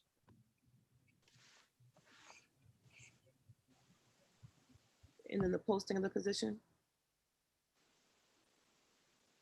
Ms. Ingram, ma'am, if you could speak to the posting of the position and how. So the posting was posted. We leave it up for 10 days.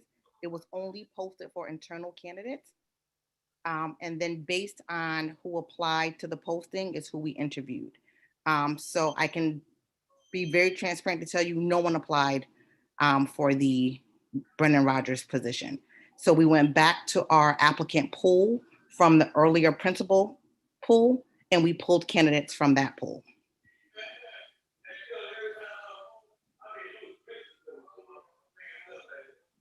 So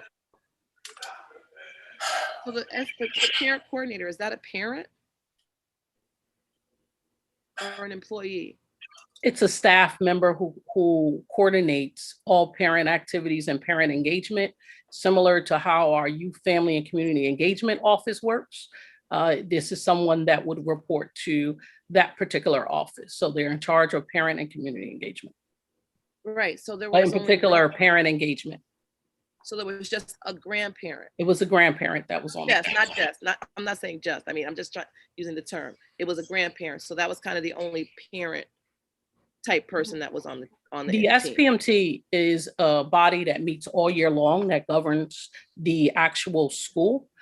We follow the Comer model in New Haven, which we followed. I know, I'm just trying to figure out what parents, because No, parents so are I'm- saying they were involved. So I'm going over the process.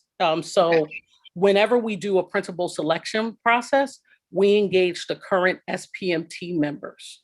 And so the current SPMT members, we receive those members from the assistant principal. That's at Brendan Rogers School in particular. At Bishop Woods, we receive the SPMT members from the principal at that school. And once we receive the SPMT members, we notify them that we're going to engage in the process, and we held a meeting with them to review the process, and then they created questions for the candidates. And this is the process that we've been following in New Haven for pretty much the past 3-4 years. 3 years. I've been downtown 3 years. It's been a lot longer than that. A lot longer than that. I'm not done. It's been longer than that. We've been following. I'm just speaking of mine. I'm gonna finish up, and I'm gonna leave, and I'm gonna thank you, Mrs. Hannons. And I just like to say that, you know, with everything going on, it would have been a sign of empathy and compassion to what's going on to the community, to have gathered them to say, you know, we know that this is going on.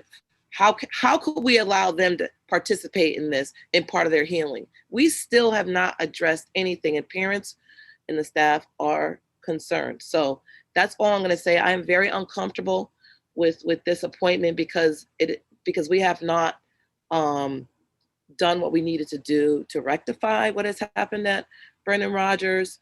So I can't support this. It's not against the person, it's against this process, in that it's still adding, it's almost like fuel to this fire that's happening. We're not doing anything to help them. So I can't support this. It's not against the person, it's everything that's going on here. So I'm done.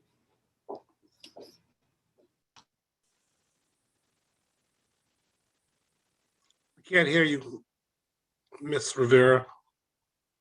I muted myself so that you didn't hear any background noise. Dr.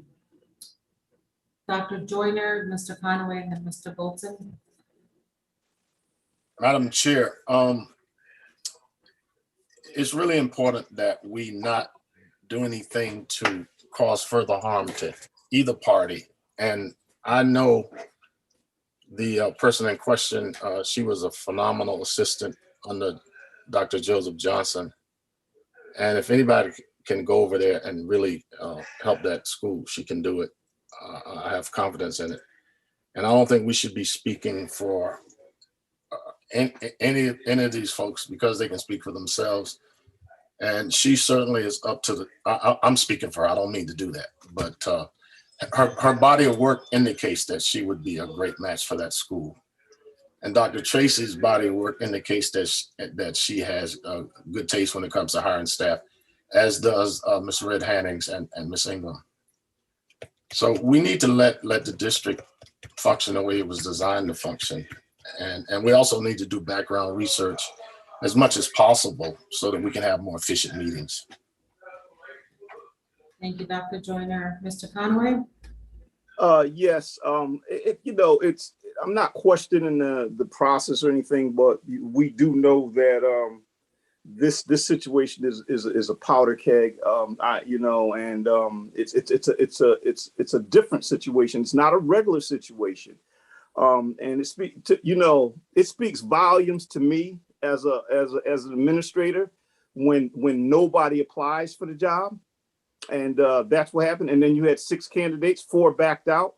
So, and there's not a question in my mind that Ms. Danley could come in and do the job. I'm just concerned about the powder keg and about the situation that she's getting ready to step into. And I just hope that the administration is prepared to give her or anybody else who takes this position the support that they really, really, really need. And there's some unfinished business. We still have not resolved, that full investigation as to what the community is saying. So, and I know it's a difficult situation. This has nothing to do with the candidate or the candidates. I'm talking about a process that we didn't take care of business on earlier, that we tried to take care of business on, and that's my concern. It's a powder keg over there. And I remember very specifically my last assignment when I took over New Light in Riverside. A board member said, "I hope that you're not setting Mr. Conaway up," and I just hope we're not setting this principal up. That's all. I said that, Justin, because you can call my name. I said it, and I made sure they didn't set you up too. He's out of order, Madam President. I know I am, but I just did it. So, Dr. Joyner.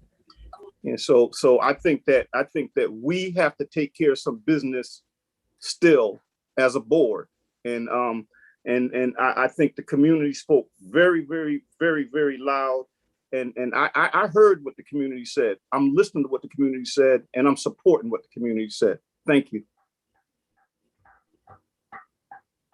Mr. Goldson, and then Mayor Elicker, and then Dr. Jackson. Thank you, Madam President. I was one of the people that supported joining those 3 schools together, and I think it certainly wasn't a setup for Mr. Conaway. He did a terrific job there, and is operating as it should, and as we all hoped it would. So I take great pride in being part of the decision-making process to merge those schools. And give them better services. In the meantime, I'm also surprised, I'm not surprised that we would continue to make decisions knowing that we don't have all the information, being told that we don't have all the information, and still saying, well, we don't have it, but that's okay. We'll trust the superintendent. We all know what happened last time we did that. We made decisions based on false information. Well, I'm going to give you information that's real information. There was a campaign to not approve the current assistant principal, led by one of our board members, who told a member of the press that this young lady was leading an insurrection at her school so she could be principal. This is a fact.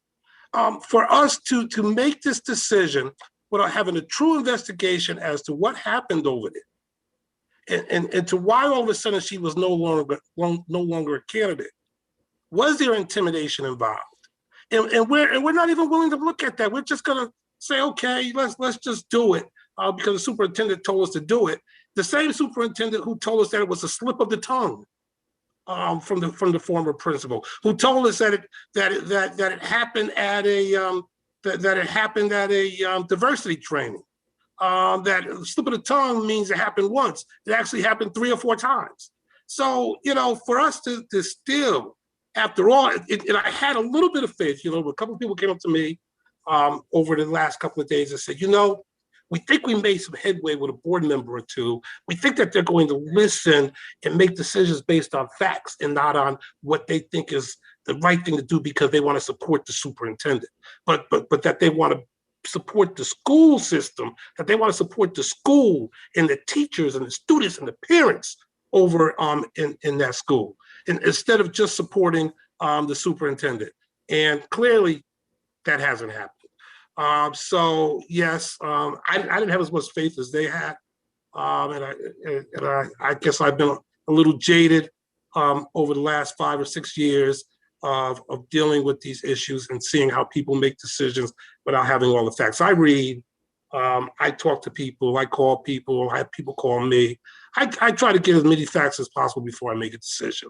And quite frankly, I vote on 90% of the things that come before this board. But there's 1 or 2 things that I say they don't pass the smell test. We ought to get more information. And delaying something for a week or 2 or 3 or 4 is not all of that much of a problem, as long as it eventually gets done when you have all of the information. So I'm disappointed that we are going to do this without fully engaging that entire school. After they wrote a letter to us saying, you are not listening to us. We want to have a voice. And we're still ignoring their voices, even after all that has gone on over the last couple of weeks and all the information that has come forward. So I would urge my fellow board members to table this, to not vote on this for now, and give it some time to work through some healing over at that school. I'm sure Ms. Dinelli, I hope I pronounced the name right, I may not have, is a great candidate. I voted for her once already to go to where she is now. So I support her in our school system. This is not a knock on her, absolutely not a knock on her. But I think we ought to figure out what we got going on over there before we throw somebody into that mix without the support that they need. Certainly the current assistant principal hasn't gotten any support over the last several months. And I doubt very much that this person is going to get any support in the months coming moving forward, based on what we've seen already. Thank you, Madam President. Thank you, Mr. Goldson. Mayor Elicker, then Thank Dr. you, Madam. Jackson, then Mr. Wilcox. Thank you, Madam President. I appreciate everyone's comments. I'm supporting this motion. There was a process that was followed that is typical of a process for hiring a principal. And given that the start of school, it really isn't that far off, I think it's important that a principal is in place now. And waiting on this puts folks at the school in a much more difficult situation. And so I think we should ensure that Ms. Danley is more likely to be successful by moving this forward now. Thank you. Thank you, Mayor Elicker. Dr. Jackson, and then Mr. Wilcox. All right. So I'm hearing my colleagues say, we want to put somebody in there. Well, what have we been talking about since March? Since March, nobody cared about that school and what was going on since March. Nobody cared to support the assistant principal. Our own superintendent has not addressed anything there since this happened in March. She said that she could have slipped it under the rug, but she didn't. What happened there was a bias incident, also called a hate incident. It's an act of hostility motivated by racism or prejudice. A bias incident is different from a hate crime in that it doesn't necessarily involve like a criminal activity. Organizations such as U.S. Community Relations Service, the Southern Poverty Law Center, and the Anti-Defamation League recommend that school administrators denounce bias incidents. Our leader has not denounced this bias incident, not once since this happened. They recommend that these incidents are denounced regardless of whether it's little or considered big or considered, it needs to be denounced. Actions against bias incidents prevent incidents from escalating, like what's happening now. It prevents them from escalating. Get out of here. And it protects the school community and the surrounding community. A response to a bias incident begins with the victim or a bystander reporting it to the school's administration, like what happened. After receiving the report, a school official may begin to collect evidence and offer physical and emotional support. That has not happened to the victims in the institution, and may issue a public statement in order to dispel rumors, calm tensions, and states that the bias incidents are not tolerated. None of that has happened. None of that was done by Dr. Tracy. Instead, we were told that it was a slip of the tongue, or she could have slipped it under the rug, but she didn't. School leadership, they may also hold discussions. That didn't happen. So what happened was a bias incident. It has not been handled. We cannot expect Ms. Danley to go and clean up a mess that she didn't participate in making. We should be having Ms. Danley go into this school with some sort of correction that was started, some sort of hey, Ms. Danley, this happened over here, but this is what we've done to really get things going with healing your community, because you're literally walking into a fractured and hurt school. Over 50% of your people in your building penned a letter. Despite the retaliatory nature of some of the leaders here, they still penned that letter. So how are we to expect Ms. Danley to go into a hornet's nest? It's not fair to her. We should not expect her to clean up a mess. Madam Chair, point of order. Dr. Joyner? That's certainly inappropriate to make predictions about the future. And by default, predictions about Ms. Danley's ability to manage the situation that she goes into. Madam President, that's not a point of order. That's not a point of order, Madam President. Mr. Golson, you weren't called on. I didn't say anything about Ms. Danley's Dr. Joyner, ability, madam. please, I'm going to remind everyone to please state the rule for the point of order. The rule for the point of order is that the speaker's using hyperbole to make a statement about the school that has no rule. And also making a statement about that the person's capability to manage the situation once she gets there. And that's casting aspersions on her, which ethically we shouldn't be doing. We should be encouraging our people, not. Madam Chair, Thank you, Dr. Joyner. I'm not casting aspersions. Please continue, Dr. Jackson. Thank you, Madam Chair. I'm saying that I'm saying we because I'm a part of this board. So in essence, I'm part of what has not happened here, although I've been trying to push for it. Ms. Danley, I'm sure, is perfectly capable of going into anywhere, but we should not be putting her in that situation. She didn't create that situation.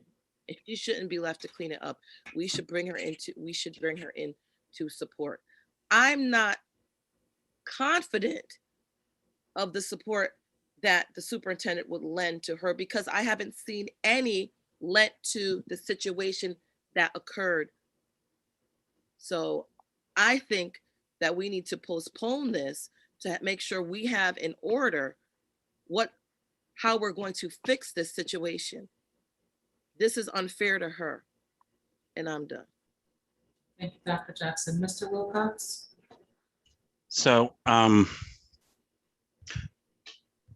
just want to reiterate, I mean, a criticism that I have heard loud and clear from many over the last couple of weeks is that I don't explain myself enough. And I do want to explain myself in this situation here as to why I'm still in support of this hire. We've heard information about how this process proceeded. We're getting close to the beginning of school. I think that in order for some of this healing to happen, the school leadership needs to be sorted out. I'm not the brightest bulb in the world, but I certainly know that I can't sit here and second guess the decisions Ms. Danley makes when she decides to accept a position. I'm not going to be able to say I don't that she's up to it, but it's not fair to her. She's going into a difficult situation. I'm assuming, based on her credentials, she's an incredibly talented and dedicated individual who will rise to this occasion. I'm fully expecting we're going to be hearing, and I've been assured we will, later in this meeting in the superintendent's report about the supports and things that are going to be happening in that school. I agree things should have been happened sooner. I also agree that things should have been talked to in the school community sooner, because I also know people have been doing some work and trying to line up some of those things, but trying to get it lined up without telling the community that leads one to think that nothing's happening. So I still fully support Kimberly Danley, because Kimberly Danley accepted the position. And I don't know that any more information that I'm going to get is going to change that. And I would think that when we are weeks away from the beginning of school, coming back in full person, and we're dealing with this powder keg situation, which we must do in order to move anything forward in this district, this has to become a top priority. And I agree with that. I apologize in the past for any things that I've been saying that has caused harm to the community.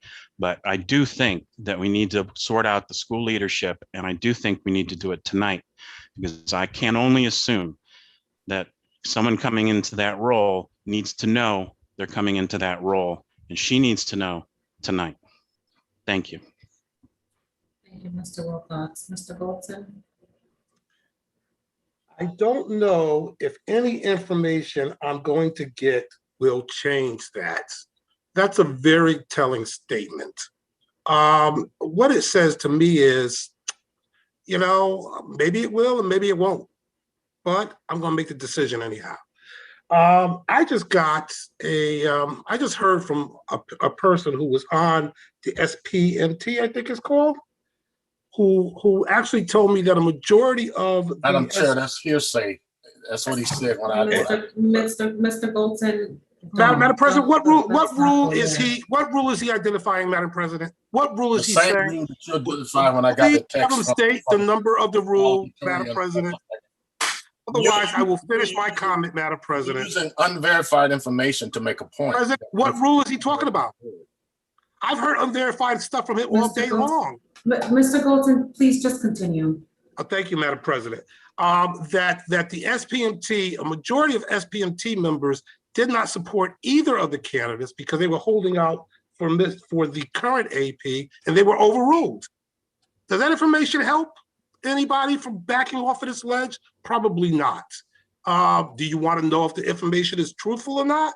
You don't care. You're going to make the decision anyhow. So I'm going to continue to support getting information and making decisions based on information and not based on a lack of information and faith and hope that I've heard a lot of over the last few minutes. Thank you, Madam President. Dr. Jackson? Oh, Madam President? Mr. Goldson? Can we get a copy of the minutes from those SPMT meetings and the members that sat on that committee? It is a public. I assume it's a public information. I would think, because there's parents on it, which means that is now a group of people that are not just internal employees. So it should be FOIable, and I would like to see the membership, the attendance records to those meetings, and the minutes to those those meetings. Are those available, Madam President?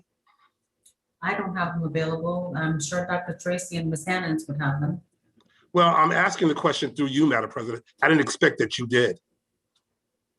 Dr. Tracy, Ms. Hannans, is that something that you have available that you can provide? I just need clarity on the actual request. There was interviews that were held, and then there was a general SPMT meeting. So I need to know what is the actual request. So I'm gonna ask that we put the request in writing to Ms. Hannans. No, Mr. I'm Golden. gonna make the request again. I would like to have any information that is publicly releasable related to this process, including any minutes, any attendance records, and any votes that were taken. Dr. Jackson? Thank you. Thank you. And I've been told the same thing that he said, but I have something else to ask. Could we know what support is in place for Ms. Danley? What has been put in place? Go ahead, Dr. Tracy. You had your hand up. I'm guessing. you're Yeah, I sat responding. quietly and I listened very carefully. For one who has carried out several interview processes in New Haven when I was Director of Instruction, Principal, AP, Assistant Superintendent, I've carried out several interviews using the process of the SPMT. And I need to make this clear that the SPMTs are participants in the process, but the ultimate decision of hiring a principal or assistant principal resides with the superintendent. When I said decision, to make the recommendation, because the superintendent also has other background experiences about individuals to recommend a hire. I need to say that from my knowledge, has never been taken away from any superintendent. So when the SPMTs do their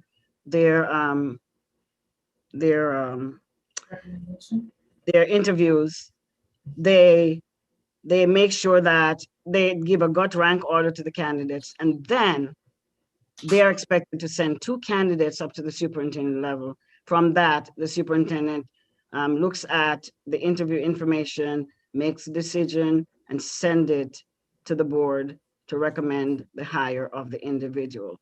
I'm not going to even go back on a lot of the things I'm saying. I've heard. I'm not going to use this meeting for that and go back on a lot of the things I've heard, but I just wanted to make that point of clarification. And I have confidence in Ms. Hannans, It's a good thing I'm not the one doing the interview, that they have carried out a program that had fidelity in the interview process. It's not the first they're doing interviews across the system. So I just want to say that I have confidence in my staff that they carried out a good process that has fidelity to it. Now, I also understand the other aspects that members of the board have been talking about. We have a school to run. We have orientations coming up. We have scheduling that has to be done. We have a whole bunch of things that has to be done in that school to make sure that whoever is there has a successful start to the school year.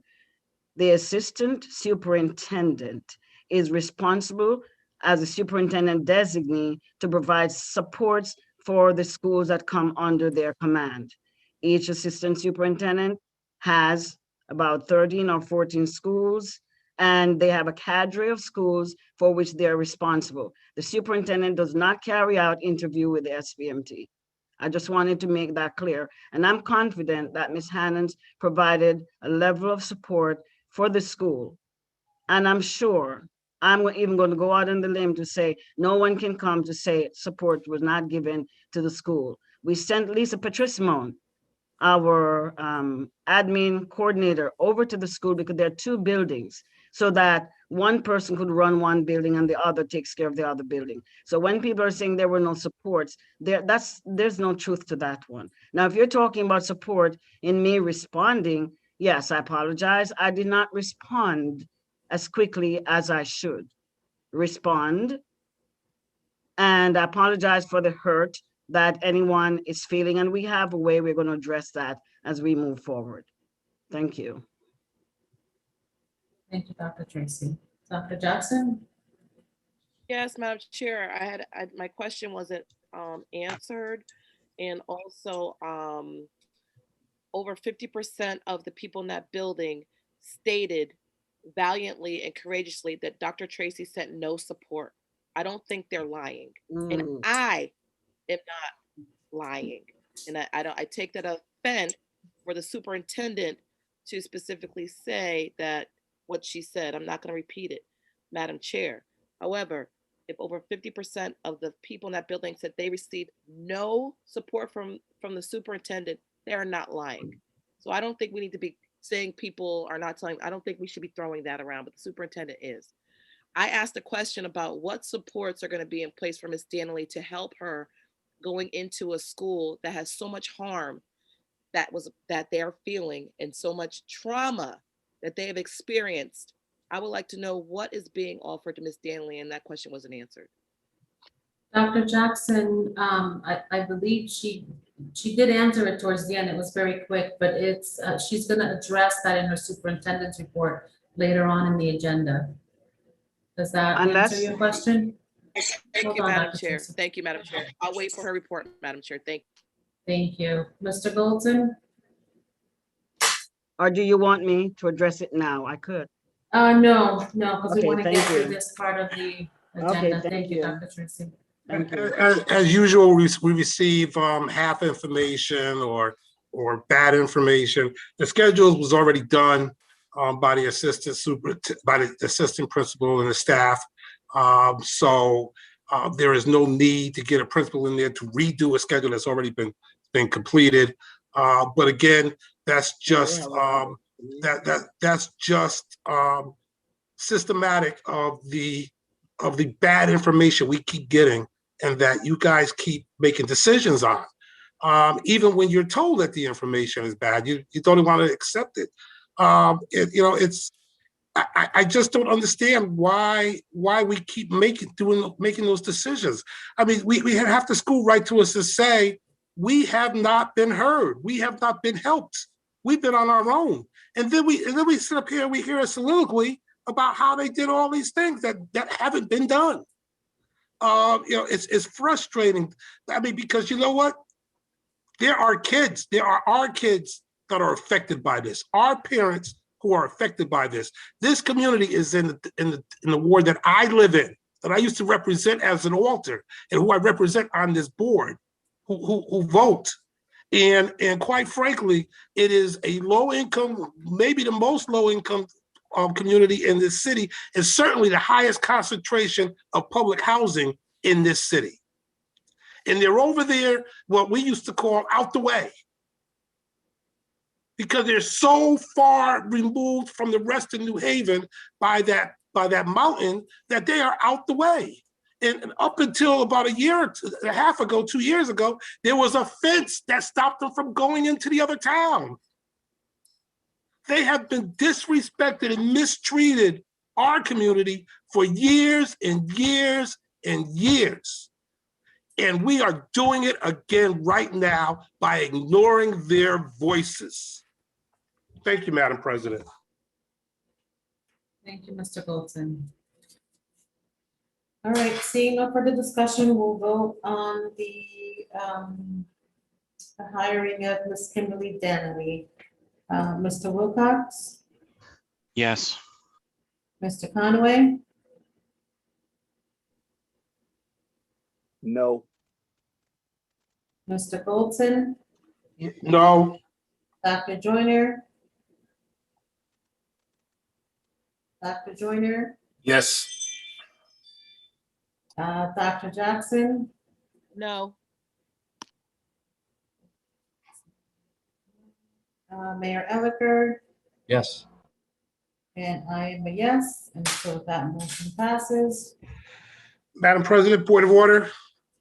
Mr. Goldson, Madam President, I don't quite understand why some of these personnel items were separated out from our vote. several of these items, I understand the resignations and retirements where we don't really, make a decision on those. They're already decided and we're just, getting them for information.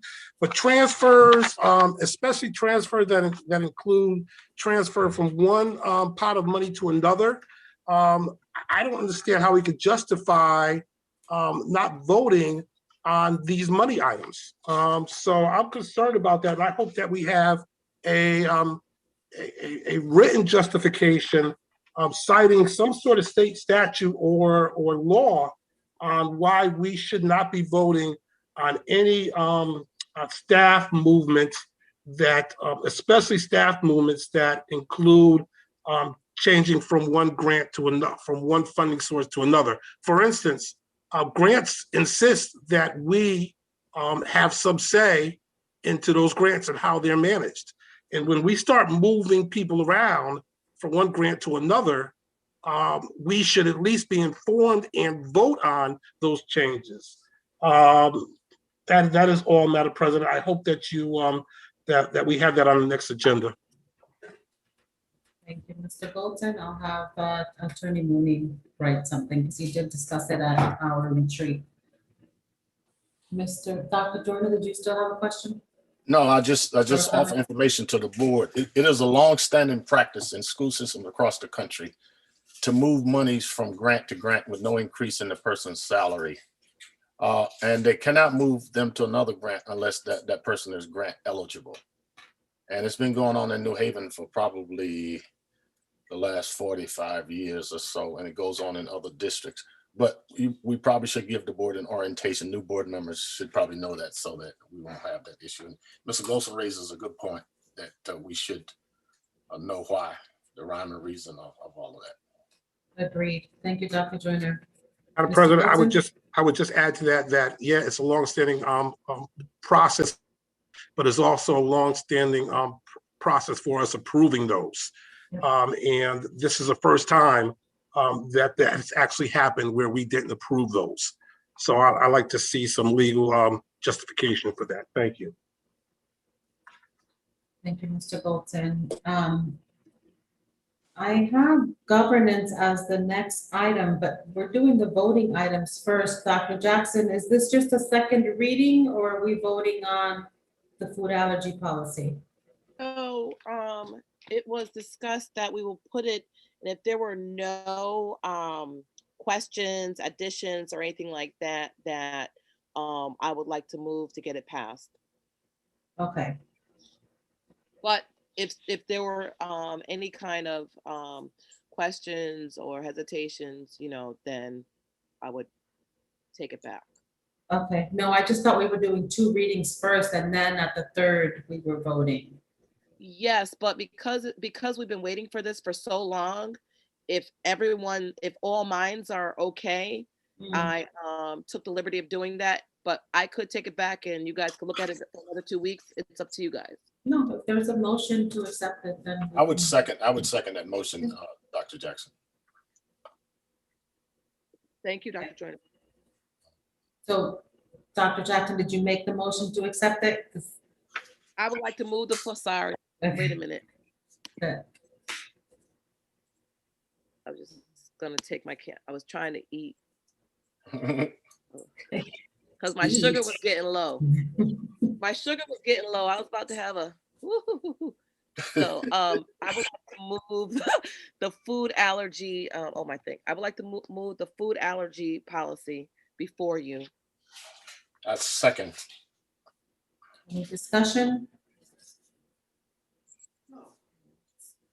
Seeing none, we'll vote on passing the food allergy policy. Mr. Wilcox, Yes.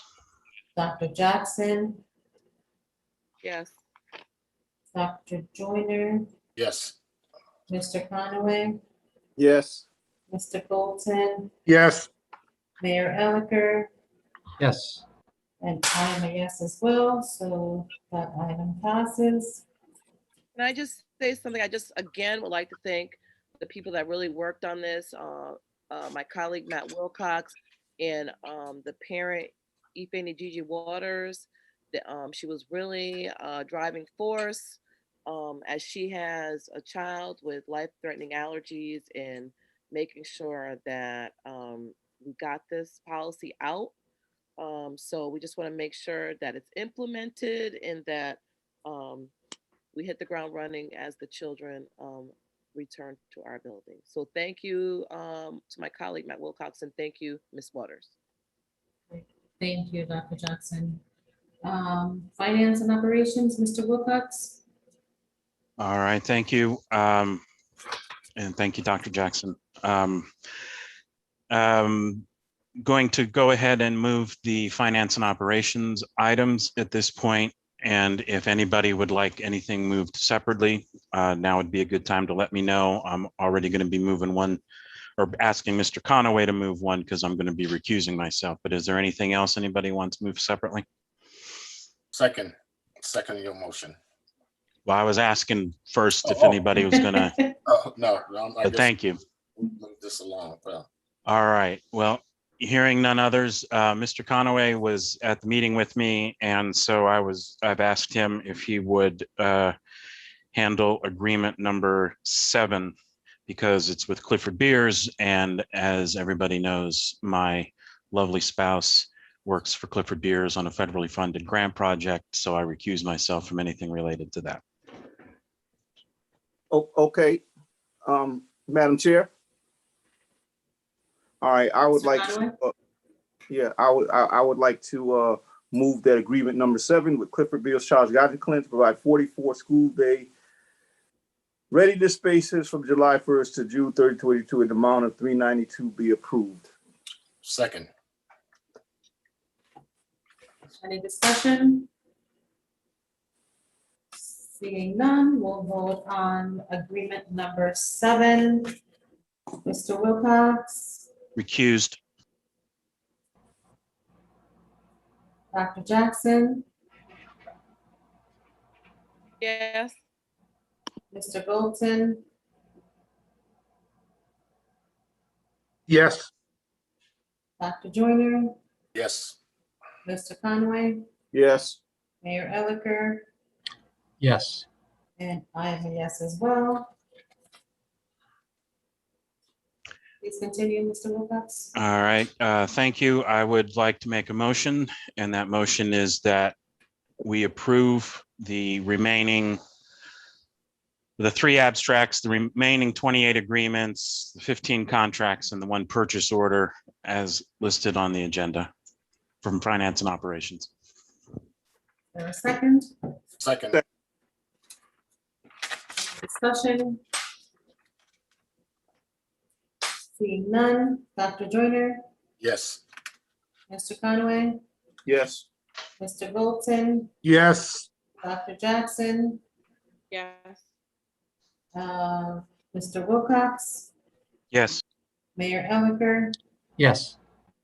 and I'm a yes as well, and so those items pass.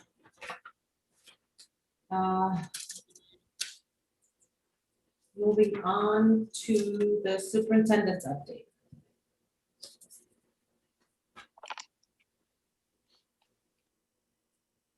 Thank you so much, Madam President. Thank you. The school year 2021, 2020-2021 has been unprecedented, challenging, innovating, and with a lot of successes that we can put our hands on that are very tangible. There were things that, of course, we would not have liked to have happened, but with all the pandemic and other things, we have done a lot in supporting New Haven public schools and our families. We were able to, in the midst of that, and probably some good, balance the budget. We were able to provide one-to-one devices for all 20,000 students and invested in webcams and other tools to support teaching and learning. Those were important things that helps with the equity work that we're talking about. We invested in a lot of professional development for staff because when there's something new, we have to have professional development to ensure that what we're asking people to do, that they have the knowledge and skills to do that. Through Mr. Phil Penn, we created a budget process and balanced the budget and wrote and received millions of dollars to support the school system. And I'm not just talking about ESSER grant, I'm talking about dollars from our grant writer. We're talking about other entitlement grants that someone has to write for. And I lift my hat to Tiffany Jackson, Miss Hannons, and I hope I don't leave out people. Tiffany Jackson, Miss Hannons, Miss Jessica Haxey, Pedro Mendia, and all of those folks who have helped. Just Gemma Joseph Lumpkin, I can't leave her out. Several grants have passed through our hand, but we have to have the people with the level of expertise to write for them so the district can have the resources to use. So those folks have been, right-hand individuals in making sure that this happens. We have improved very greatly our IT infrastructure, mesh networks on several of our schools to beam into the community and to make sure we have the proper broadband to support the technology that we've invested in. We also have ensure connectivity for our families, and the board, we should be proud of this. I'm not taking accolades for myself, you notice I'm saying we, because it's not, just one person doing that. We also have created and implemented a school reopening plan in the pandemic and reflected our priorities from our health, from our strategic plan, including health and safety. And I must say also thanks to the board for ensuring that we open schools safely. And we realize a lot of things we learn through this process. And there should be no blame game. As I say again, New Haven Public Schools, the Coleman School District, and we have no fault consensus collaboration. So as we go through, we've done a number of things and with the board support, and rightly so at the beginning of the school year to talk about the ventilation systems, HVAC system. Those were important things for us to do. And when we checked around, we seem to be one of the districts in the state that have done so much investment in that, and we should be proud of that. We created and implemented our strategic school plan. There was not one done in 6 years in New Haven Public Schools, so we are proud of that, and the board has since adopted that. A lot of focus on social emotional learning, and thanks to Tiffany Jackson and her group and the principals and teachers who made sure that our students were taken care of, and we have those Wellness Wednesdays that people are asking us, could you continue Wellness Wednesdays? No, my students have to be in school, but we will find ways of integrating those within our curriculum as we move forward. We adopted the math textbooks for K-5 with corresponding professional development. That takes a lot of work. It's millions of dollars invested in that. We conducted several webinars with our parents, teachers, and student groups. And in addition, we're also proud of the new equity policy that the board adopted, and professional development has been launched with that. It's going to take some while for us to work that through the system. We have to make sure, and I'm sure some board members were involved in some group work around that. That's just the tip of the iceberg, the beginning of the work. There's a lot of work still needs to be done as we try to scale up those trainings across the district. In addition, there's a lot that we have done in terms of the 5 priority areas, and I'm sure the board knows the 5 priority areas we have now. We call them TACO plus one more, TACO, talent, academics. In the academics portion, I have seen so much work done to strengthen the instructional core under the leadership of Ms. Velasquez and the supervisors who work with her and the teachers who have worked so hard to make sure those things happen. Expansion of play-based learning, even though we were in a pandemic. We launched a pre-K-5 project-based interdisciplinary unit, and those things are going to come into fore when we open up schools so that kids are more engaged in learning. One thing we do not want to see is kids having a lot of ditto papers, but that they're working and creating things and having fun in learning. And we've started some of that work in this summer session that we have. We expand community engagement through partnerships, thanks to Gemma Joseph Lumpkin and her team, Danny Diaz, Kermit Carolina, and all those. We have also completion of department plans. All departments had to create plans based on the strategic school plan. YFC, Code of Conduct, After School Program Expansion, Restorative Practice, Expand Community Partnership, Intensify Focus on Chronic Absenteeism. And that's one of our challenges. Chronic absenteeism went through the roof, as we all know it, and we are working hard to see how we can bring that back and ensure that our students are really coming to school to be engaged in the work. Keep in connection with our at-risk youth. These individuals, I don't know if you've seen them, but they have gone through winter months, the COVID, not being afraid to knock at students' doors and supplying parents and students with what they need to have to make life better for themselves. They have done a phenomenal job in that respect. We've provided translation services for our families, homework hotline, youth connection program, and just to name a few, we have translated not just for Spanish during our meetings, as you can see. We hired a new COO, thanks to the board.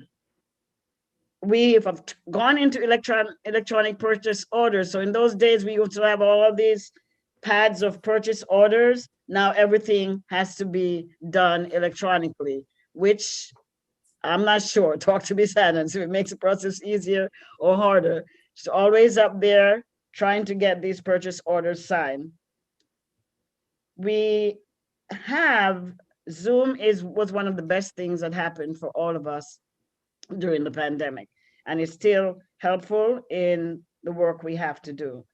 ESSER 2 approved grant, hiring of grant writer, remote learning, training and implementation, vaccination process. That was a huge piece to keep up the contact tracing. And having said that, we went through school unscathed towards the end, but I heard that in summer school, there were about 2 individuals who came down with COVID and the COVID variant. So we have to be careful. People are saying, I'm vaccinated, so I'm safe. No, they're vaccinated people still getting the COVID virus, and the variant is rapidly spreading across the nation. So let us be careful, people. I'm just saying that. And Dr. Jackson here is a doctor, and I'm sure she's heard that the variant is spreading across rapidly in the United States. So we are not letting up on the mask wearing for students in summer school. They still have to wear their mask, and we still have to follow the protocols that we have set in place during the regular school year. So we're working on that to make sure those happen. Choice of enrollment, West Rock and Quinnipiac school choice processes went fairly smoothly, and all the teachers, all the staff, everyone is placed, and all students are placed, thank God. It was a process, but I lift my hat to those in choice and enrollment, Marquel, Michelle Bonanno, and the team in the choice and enrollment office. Culture and climate. We have SEL ambassadors that we have for the school system across the district. Parental workshops to engage them in multiple languages. Collaboration between staff, courageous conversation about race. And this, I must stop to say, this is something that is going to take time to scale up in the system.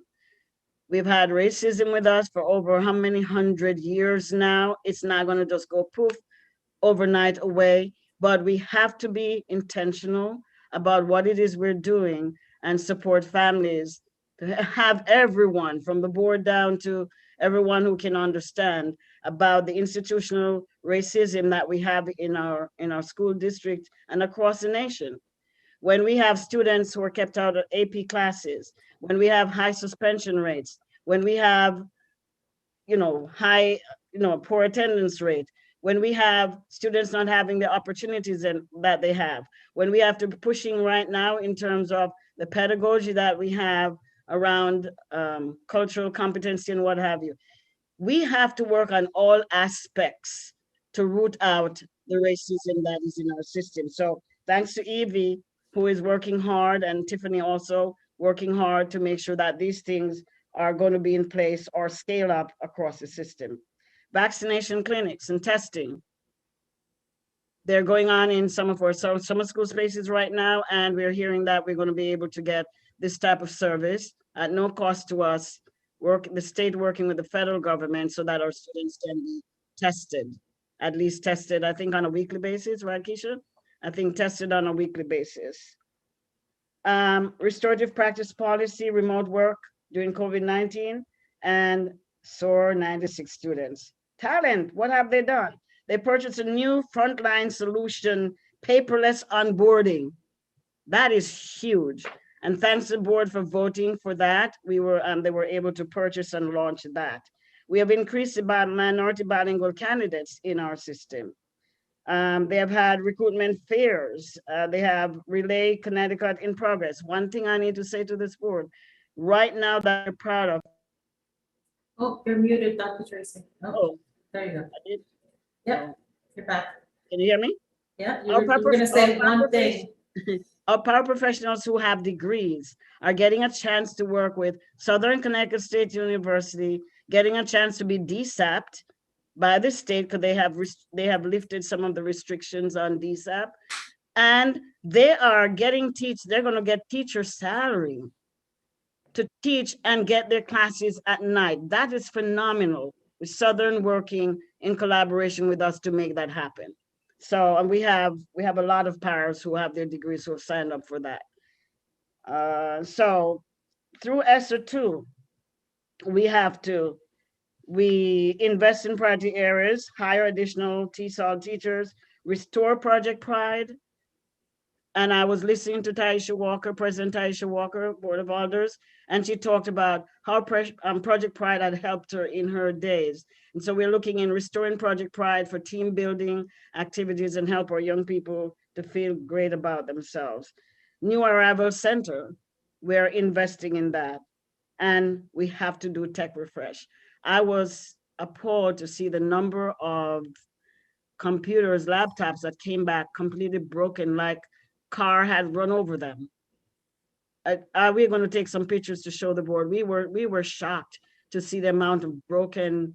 And so with the board working with us, we have to come up with something about how we move forward in distributing the technology equipment to our students. Something has to happen where this does not happen like that. I was shocked to see what came back to us. So we have to refresh our Chromebooks, a lot of them. So as we move forward, we have to focus on our students' academic achievement. Pretty soon in the next meeting, we're going to share the information that we just gleaned from the state. And we know it was taken during pandemic, but it's going to be used as a baseline information going forward of what our students show that they can or can't do on those, although a lot of people don't like the testing, but unfortunately, that's what we have now, that the state uses measurement of our students' progress. So we're going to share that. We saw a reduction in our cohort graduation rate, and we're hoping that because we've provided summer school in just about all high school this time, where the teachers are focusing on their own students, we'll have a higher graduation rate moving forward. I'm honored to work with this school district for the past 37 years and 42 years working from the daycare program up, and for devoting most of my young and adult years working on behalf of students. I know and strongly believe that my students are capable of learning and moving to higher heights, and I will continue to seek out opportunities for them to thrive so that they can become productive, kind, and compassionate citizens. Having said that, I'm going to segue into the other piece before Ms. Hannon's give an update on summer school, which is what I promised the board. I'm going to say, I am truly sorry for the hurt that's been going on in the community and at Brennan Rogers. And I mean that. A lot of people say, oh, she doesn't mean that, but no one can tell my heart. Only God can. So I am sorry for what has happened, what's been going on, and for not addressing situations immediately. But in addressing situations, we need time to plan, time to strategize. And I'm not giving this as an excuse. And I'll share with you some of the things that have been done. As a district, we believe hateful, violent language has no place in our schools or workplace. I do believe that there's persistent, institutionalized, and structural racism that we all have to fight against on a daily basis. And we'll do so in a manner not to alienate anyone or be punitive, but one needs to understand the complexities around racial injustice. It's never acceptable for anyone to use hurtful and insensitive words to anyone. The question is, if and when it is used, what do we do? The district is trying to balance a firm stance in our anti-racism work that does not tolerate the use of racial slurs or any other derogatory terms to protect everyone based on such things as sex, race, color, religion, sexual orientation, or disability. We need to work together to ensure greater understanding of how we go about factors like suspensions, grading policies, increasing access and opportunities for learning, AP classes, high quality curriculum and instruction for all students, which indicate broader areas of institutionalized racism that need to be eradicated from our school system. The district is in the midst of implementing its race and equity policy, recently adopted by the BOE. There is much work to be done on creating the climate that our students and staff deserve. The work is complex and sometimes can lead to tensions and discomfort, but it's only then that the real work begins. There's a lot of work to be done and to combat institutional racism nationally, locally, and within our schools. I hope we can work together to get this work accomplished.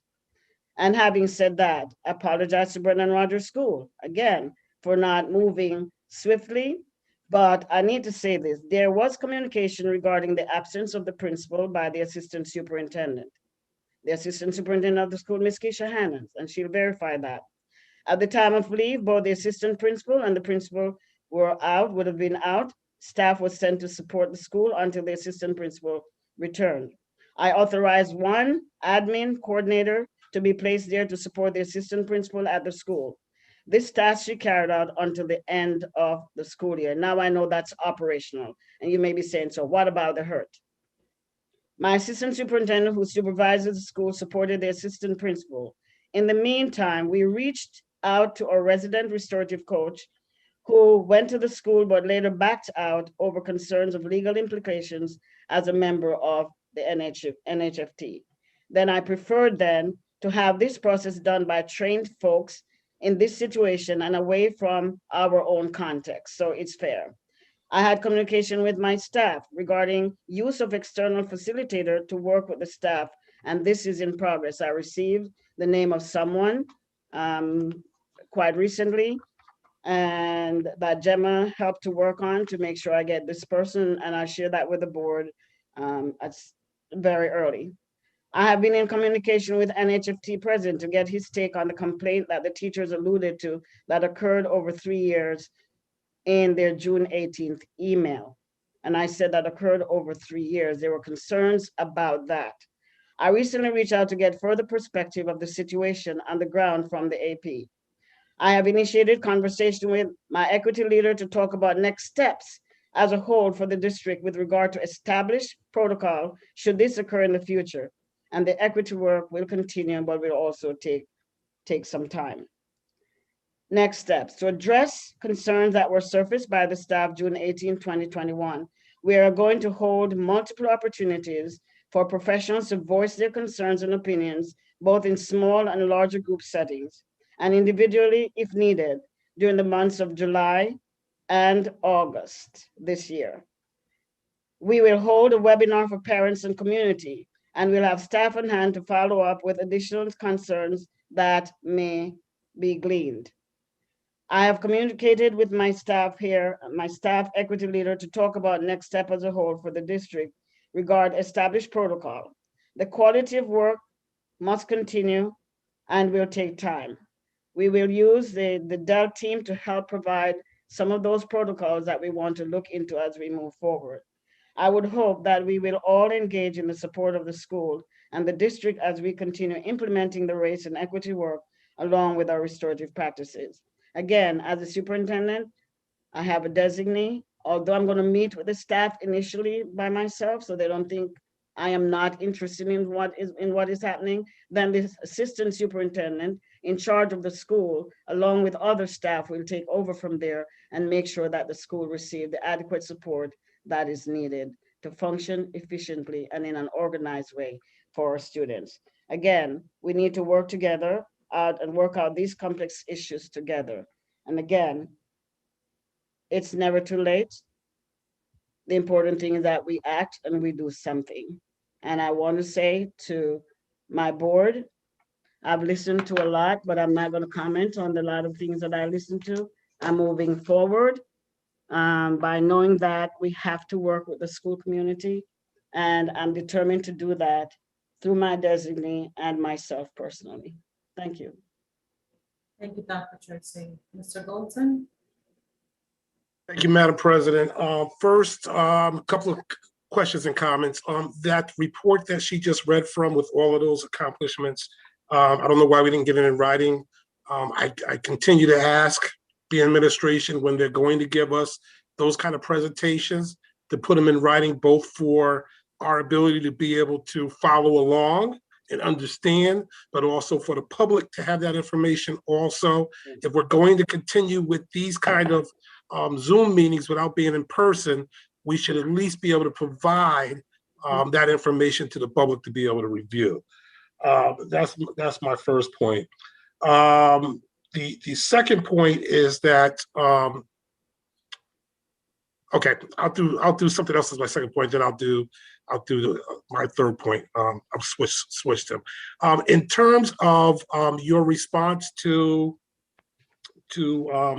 what happened at Brennan Rogers, I got to tell you, it was embarrassing to hear you read that apology letter from the principal, that she has not had to face the public herself. That's still unacceptable to me. What's even more unacceptable is that she was able to walk away while the assistant principal now has a cloud over her, whether or not what she reported was true. Your investigation said that it wasn't verified that she said what she said to the assistant principal, which leaves a cloud over the assistant principal. And there's no way that that principal should have been able to walk away without admitting to what she did and what she said to that assistant principal. So for me, this is still an open issue until those issues are resolved. My third point is around the parapay. You sent us, well, there's 2 points. There's the parapay and the memorandum of agreement. You sent us an email, a letter today around the parapay, and it's not in your report. And I'm wondering why it's not in your report, Madam Dr. Tracy, because I sent you an email last week asking for information. I sent you an email today. When you sent that email to us, again, you are suggesting in your letter for the public to know, since you didn't provide that in writing, that you plan on providing $25 an hour for the summer program, $25 an hour for the full-time paras, $15, $17 for the assistant teachers. I think that you're suggesting you're going to move up to $25, and then $15 for the part-timers. And I don't understand why all three of those pays are not equalized. Why aren't we doing $25 for all of them for the summer programs? And I sent that to you in writing, and I have not gotten a response yet. So would you mind responding to that now? Mr. Golson, I was not finished with my report. I finished one aspect. I still have more. I finished that aspect of my report. You did not wait for me to finish my report.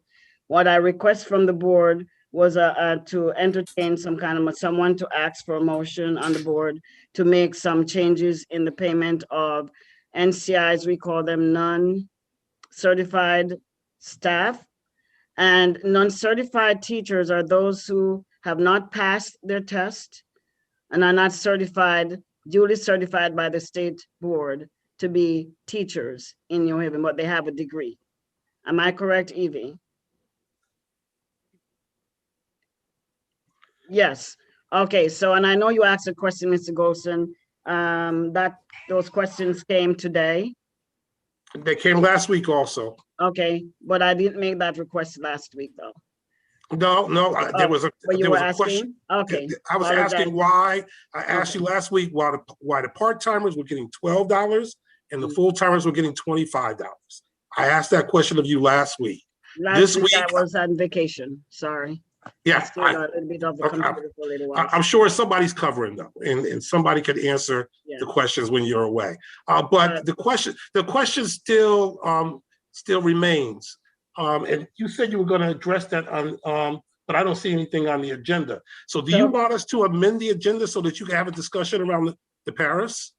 So I have it first. I wanted a motion from someone on the board to discuss that. We started discussing. I would be happy, Madam President, if it's in order to make a motion to add a discussion and potential approval around parapay for the summer. Well, Dr. I'm Tracy, seconding that motion.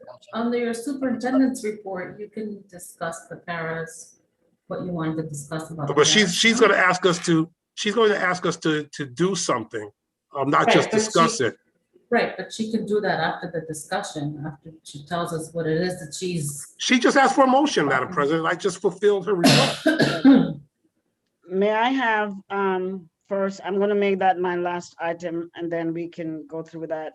I have Ms. Hannons present just quickly to finish that part of the update of what is happening. I'm sure the board wants to know what's happening in summer school. Point of clarification, will you also be discussing this memorandum of agreement? Yes.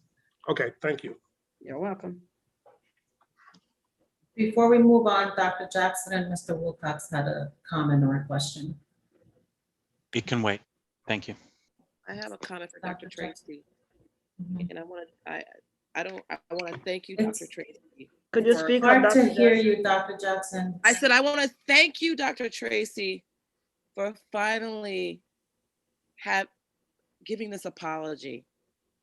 A lot of people, why are you continuing, Dr. Jackson? Because, this is a very painful chapter. I think more painful than a lot of things. I don't know, for me, it's been very painful. And to hear you apologize, that means a lot to me. I hope that you can be very involved in what happens at Brennan Rogers, not just your designee, because they need to see you. And I hope that we can discuss it around the bias incident model. And if people would like to read your apology, it would be nice. I mean, I don't know if that's your style or not, but I feel like your apology was sincere. I feel it was a bit late, but I feel it was sincere, and I don't want to be on camera right now. I'm a little emotional. Our sins are also forgiven after several years that we. I'm not talking about sins. No, I'm talking about like after several years of we mess up, we're still being forgiven. So that's why I'm saying it's never too late. And I'm apologizing because I'm hearing that my staff and the community are hurting. And I'm going to say that, and I'm going to be candid with this board. I didn't hear of this level of hurt until after the decision was made. And what I'm apologizing for is not acting earlier. And you cannot prescribe what you have not diagnosed. So there has to be a period of someone getting into the community, someone who is, what should I say, an expert in these fields, to go into the community, do a level of diagnosis, do facilitative groups, and work with the staff. Of course, I will be there. There's going to be a new superintendent who is having that school in a few days from now, 3 days from now, Ms. Viviana Connor, because it's one of our Set for Success schools that will be worked with intensely, one of 5. And I'm sure that Ms. Velasquez and the assistant superintendent will work closely to make sure that there's an integration of the work, that things are not done.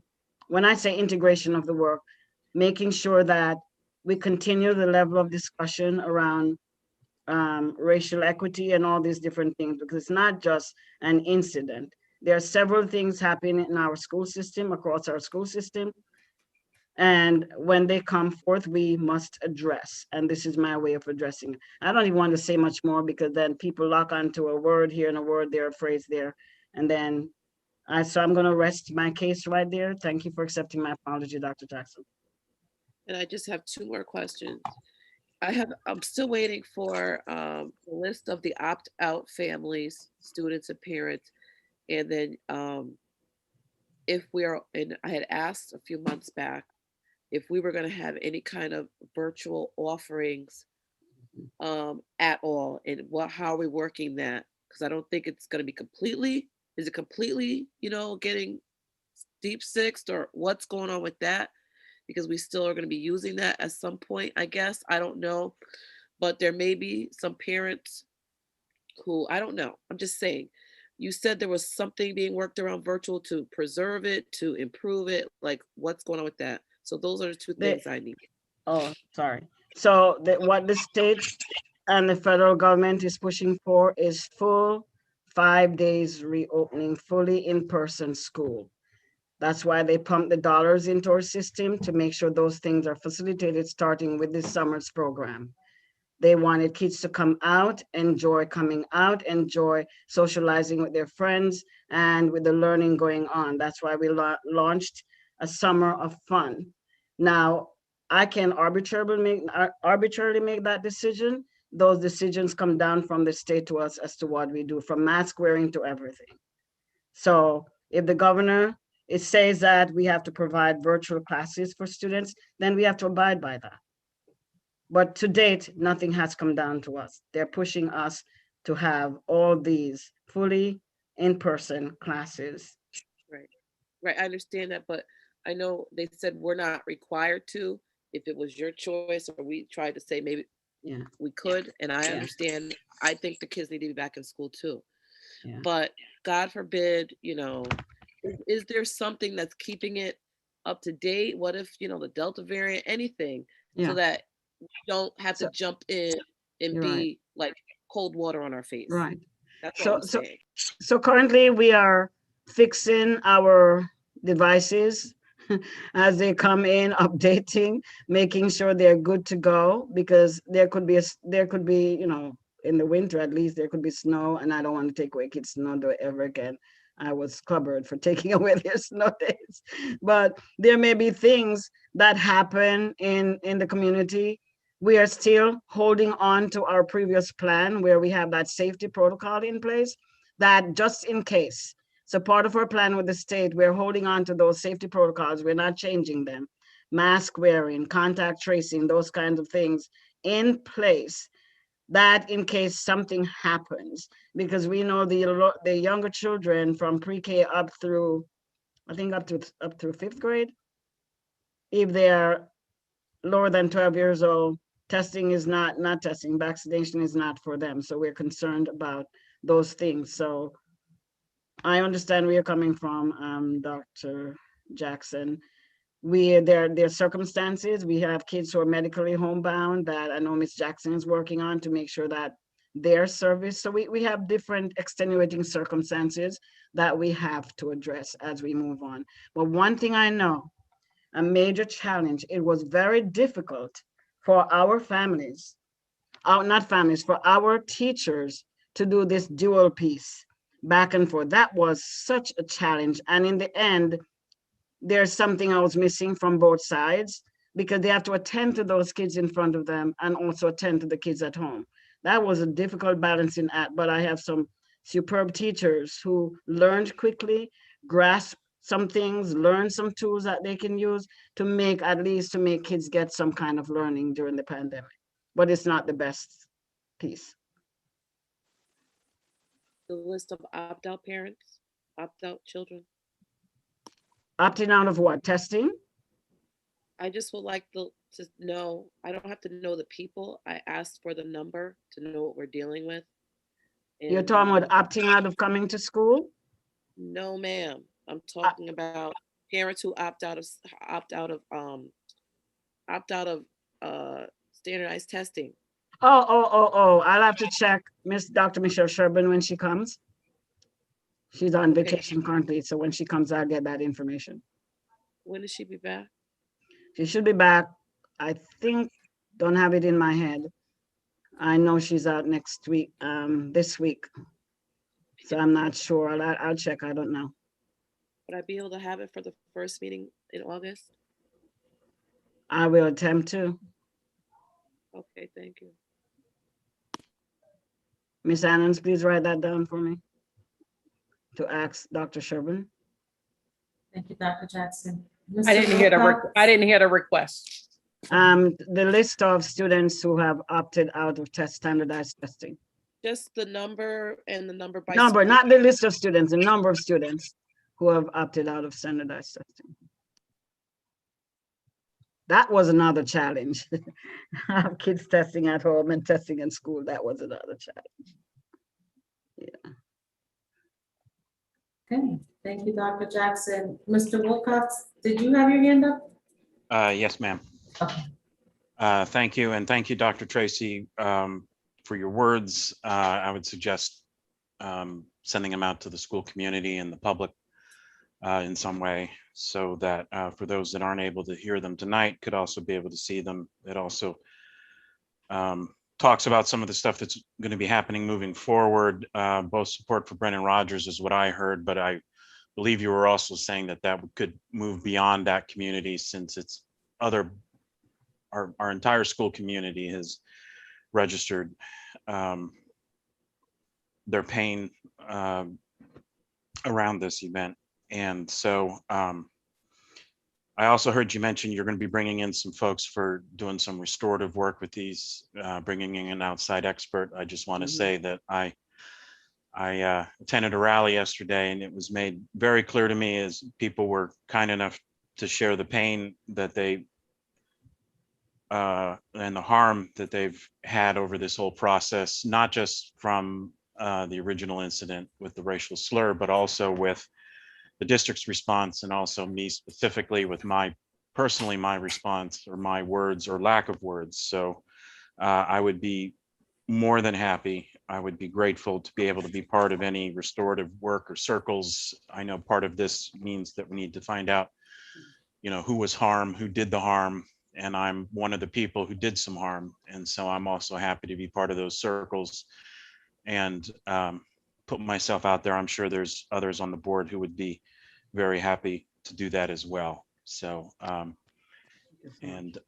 am happy to be involved with that. And I would also suggest that perhaps at a future meeting in the near future, that we have Ms. Velasquez talk about plans that DELT has for the coming several months and how they fit into this. I know you mentioned some of it, but I also had a teacher tell me that one way that we can gauge the importance that people place on things is how much time or money they spend on it.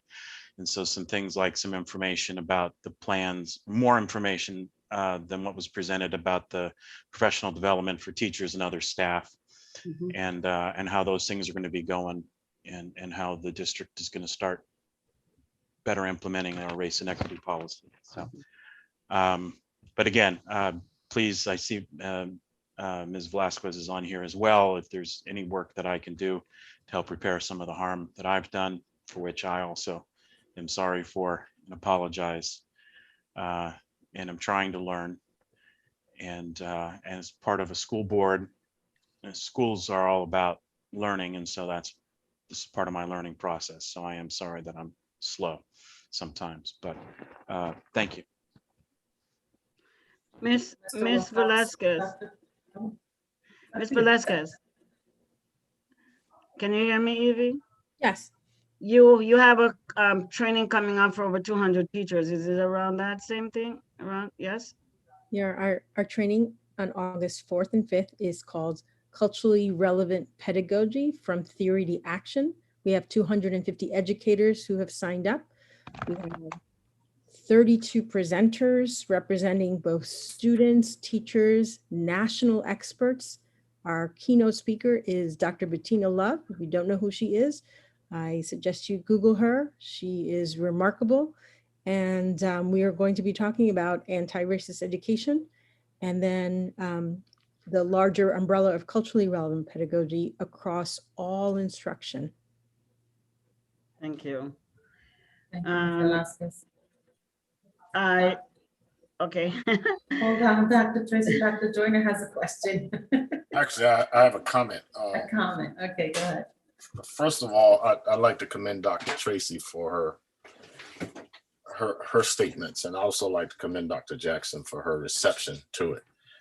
And I think Dr. Jackson will understand this. One of the problems with trainings of this nature is whether or not the person that's doing the training is sensitive to everybody in the room. I've seen it done wrong. I've seen it done right. But I think Dr. Jackson will understand this. In the medical profession, the underlying principle is first do no harm. And that means that whenever you're training people, you don't want anybody in the room to feel that they're being attacked, that they're being diminished, and whatever. And it's really bigger than race. It's really about prejudice. But I couldn't convince some of the people in the district to understand that racism is really a branch on the tree of prejudice. Because within groups called races, there's discrimination, and all you have to do is look at Rwanda and Burundi. And if you would just read a little bit about what Nelson Mandela did in South Africa with Truth and Reconciliation, I think you will get a good sense of how it's done well, because all parties have to face the truth about themselves, not just targeting the so-called the oppressor side, but there are things that we do to ourselves that are problematic as a result of prejudice and racism. It's called internalized oppression. And so we need to have a broader discussion about that. And I would argue that there are no experts, particularly if you haven't had a lived experience and you're writing about it, that there are people who know a great deal, they know all the buzzwords and so on and so forth, but it is very hard to develop expertise in that area. So I would strongly recommend you read the Truth and Reconciliation documents and a book called The Nature of Prejudice by Gordon Allpart. And while I'm saying that, I want to commend a student, Tristan Ward from New Haven Academy, who won a statewide essay contest on social justice. He defeated all the kids in the state, including the big rich districts. And he's a sophomore rising junior at New Haven Academy. So thanks a lot, Dr. Tracy. Thanks a lot, Dr. Jackson MacArthur. Okay. Thank you, Dr. Jackson. Dr. Joyner. Okay, so Go ahead, Madam Dr. President, I just want Ms. Keisha Hannons to just quickly give an update of, I think you're going to talk about summer school attendance, Ms. Hannons, and more global. I can't have everyone speak. Yes, I am, but I would be remiss, given the conversation and the assistant superintendent of the assigned to Brennan Rogers, not to commend the Brennan Rogers staff for pulling together for a successful close of the school year. And I will just end with saying, as someone that was also felt harm in this particular incident, I definitely want to be a part of the conversation as well. And so with that said, I'm going to present the Summer of Fun.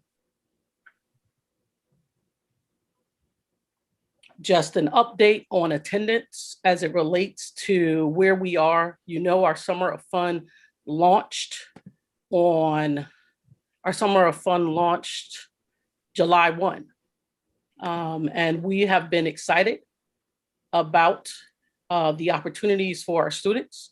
As you know, we have several programs occurring within our schools, and just given the time, I'm highlighting just our pre-K 7 program, that is our Lit Camp and our SOARS program, as well as our high school credit recovery. What I want you to take a look at is our average daily attendance. So far, we're averaging in our K4 Lit Camp 726 students. You see the attendance per school. In our K7, in our schools that have K7 programs, that's the Lit Camp as well as the SOARS program, we are averaging 800 students in that. And in our high school credit recovery program, Right now, we're averaging 586 students across the district. Please note that we do not have Hill House included in this attendance count, so we will update this data. What does that mean in comparison to the last time we had in-person instruction in our summer camps, just our NHPS Lit Camp K4? We see an increase of 443 students. If I look at the attendance July 12, 2019 to July 12, 2021. If I look at the SOARS program, July 12, 2019 to July 20, 2021, same day, moment in time, plus 167. And then in our high school credit recovery, a plus of 359. Once again, Hill House count is not included in this particular count. So I just want to give the board an update. We are seeing positive numbers. We have engaging experiences happening for our students. And the next time we come before you, we hope to talk a little bit more about what those activities are. Thank you. So we have not had the count for, it's a lot more than that. We have not had the count for the special education group. No, because, right? We don't have special education. And just Lit Camp, just the SOARS program, and high school credit recovery. Right. So we have several other programs. So Yes. that's not the total attendance for all of our programs. These are just those specific programs. Yeah. So having shared that, let me move into what Mr. Goldston was bringing up in front. So the board knows that you had approved an MOU from the teachers union to increase the rate for teachers, building leaders, and from the para union to increase their summer rate only for this year, because it's the only time we have money to do that. Increase that rate only for this summer program, because we saw the number of students who we had to serve, and at a certain point before this, they didn't see the amount of teachers before we raised their rate. So they had gone ahead and hired some non-certified teachers, which we call NCI, non-certified teachers, at a rate of $17.80. And I think some promise was made to pay them $25. And when I started signing off on the rec for hires, it dawned on me and said, oops, we did not bring this to the board to ask for a rate of 25 for this particular group of non-certified teachers. And so when I saw that, and Ms. Velasquez, Evie, brought it to my attention, Lynn brought it to my attention, Ken brought it to my attention, and said, you know what, let me do it this way, because we have the funds, we can pay for it, at least for this summer, to bring it to your attention and to get a motion in place to pay these non-certified teachers at this rate for $25. And then at the same time, we had given an MOU for paraprofessionals who are in the union. These are paraprofessionals who have passed their para protests and are union paras. Now, there are many times some of them work part-time, and we call them part-time paras, and sometimes the terms are mixed up with people we are hiring just into support, and we also call them part-time paras. So it sometimes it's murky the way we do that, because when we call paras part-time, and correct me if I'm wrong, my staff were on, we're talking about teacher paras who are already paras, full-fledged paras, and now they're taking on a part-time work week. They're part-time paras. We also use the same term for individuals who may be doing things not like the assistant teachers in the classroom are doing, but we need them to support the programs. We call them part-time paras for the sake of having a category to put them in for the summer. And I know Lisa is on here somewhere listening. So that's how that is. And I know Mr. Goldston asked about that. And we are saying, let's raise their rate from the current scale that we have from $13 to $13 up to $15 for just the summer, $15 per hour. And that was what I was putting in front of the board. Madam And President. we have several categories of workers. Let's bear that in mind.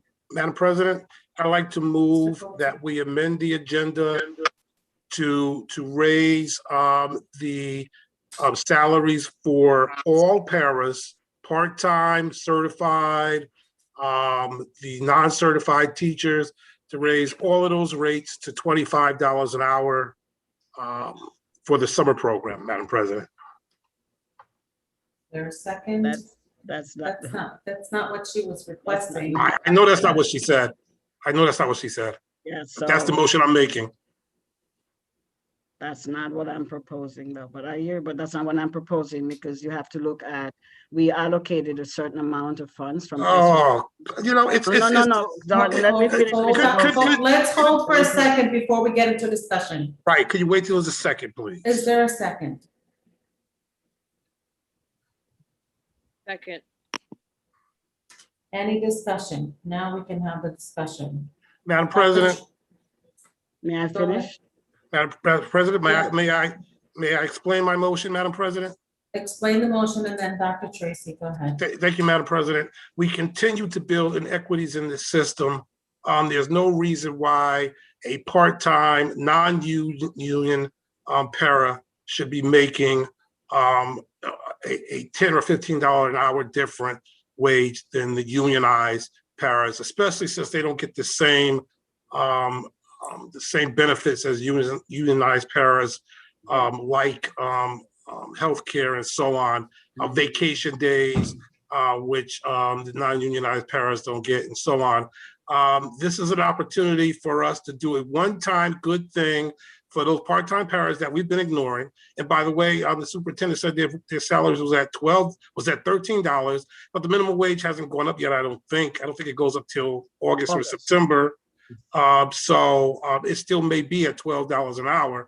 But even if it's not, even if it's $13 an hour, I would suggest for a month or two that we could raise we got a budget of this money, and for a month or two, we could put a little bit of extra money in their pockets and make them happy while they're working with our kids during the summer. So I would hope that the board would be willing to do this, like we're willing to make other decisions without all of the facts in front of us, without all the information in front of us. We know that it's not going to break the bank.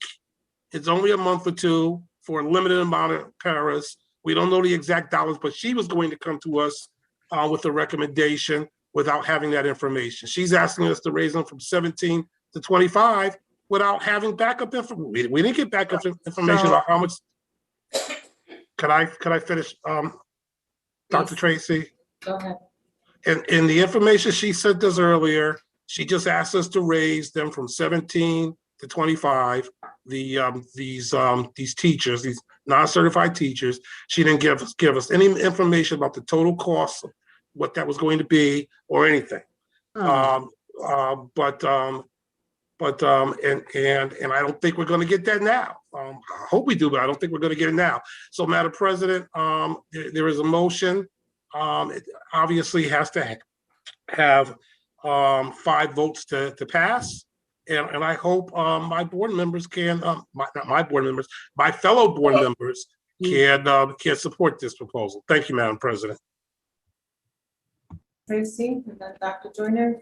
Okay, let me finish. These non-certified people, and I explained that these non-certified people were hired before we actually gave the raise to the classroom teachers. These are people teaching classrooms. They're not paras supporting classrooms, and the non-certified is in a different category than someone supporting other work in the school building. And there are no benefits in summertime. This is summer. It's not the regular school year. This is a summer sidebar, side time pay that someone wants to be involved in. So, and just like the MOU we did for the teachers union, we never put a cost to it. We just talk about what the raise in the pay would be. So, and I know Evie had a lot of people who were hired ahead of time, and then we realized that we were having teacher shortage. And then I jumped in to ask, can we raise the salaries of the union classroom teachers and the union paras who are working to support the classroom full-time in the summer program, and raise their salaries to entice people to work in the program. That was what happened. And so these are these people. If you pay a part-time para the same cost you're paying someone who's preparing lesson plans and executing lessons, then that would be another form of inequity right there. And that wouldn't go. The part-time paras are not preparing lessons and executing lesson plans. The non-certified staff are preparing lessons, executing lesson plans with the support of the union paras in their classrooms. Thank you, Dr. Tracy. Dr. Joyner? I actually want to support Dr. Tracy on this because differential responsibility requires differential payment. I think the other thing is that the people that are paying union dues cannot be held accountable for generating salary increases for people who are not. And the people that are getting the raises are people that have to have money taken out of their checks on a regular basis.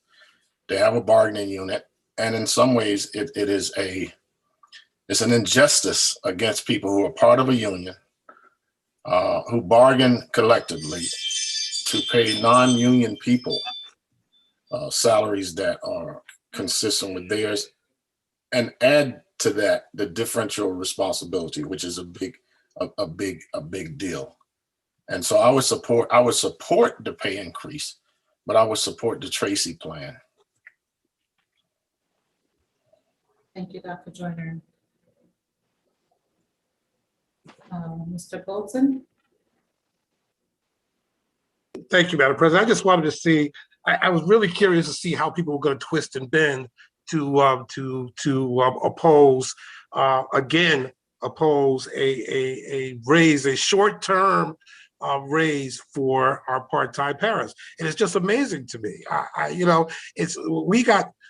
Before it was they weren't certified. Well, guess what? Those non-certified teachers are not certified, but we're still talking about paying them $10 more than we're paying the other parents who are helping to take care of our kids. And whether they're developing teaching plans or not, we know that they're working super hard to protect our children and to make sure that our children are safe and in a great learning environment. And to oppose, you originally was only going to give these folks $17. Now you're talking about giving them $25 and taking these other parents and part-timers and giving them $2 more. There's nothing fair about that. There's nothing equitable about that. And you have an opportunity now to at least make a small contribution to them over the summer and give them hope that in the future you will consider, that you will give serious consideration to bringing them above the poverty line. But you're bending over backwards not to do it. We got all this money, we got to spend it. And who better to spend it on than these African American Latino women who are working hard as heck and getting nothing in return, but maybe a thank you, and come and apply back in the school year, and maybe we'll pick you up again. It's embarrassing. And most of these women are native New Haveners, have been here all their life.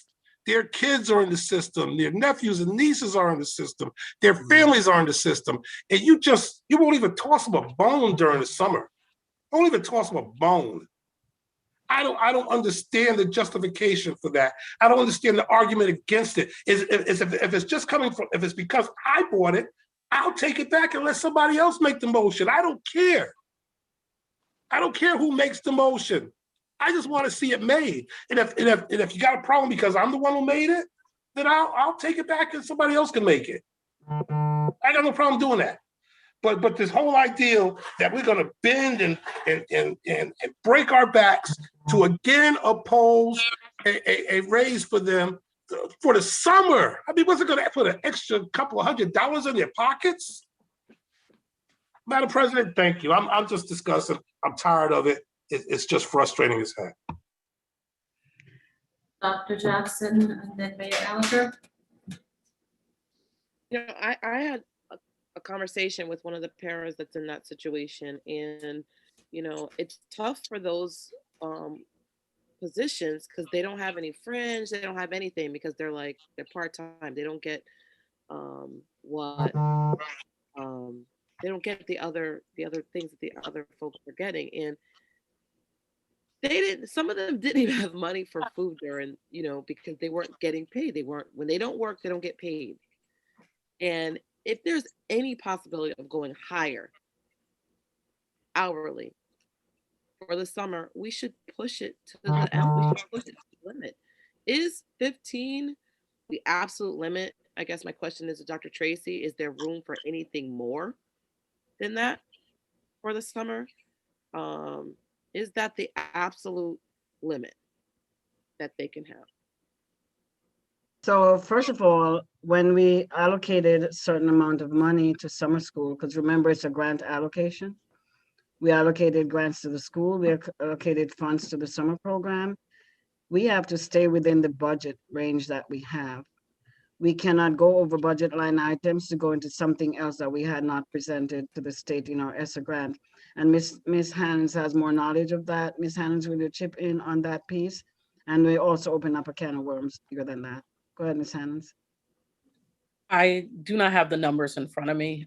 We do have allocated amounts for summer school, for ESY, summer school, high school credit recovery. I would need to know the number of part-time paras, and then we can look at what's budgeted. But I mean, is there funds there, right? Yes, like with any other grant, you can do revisions as well. So that's possible as well.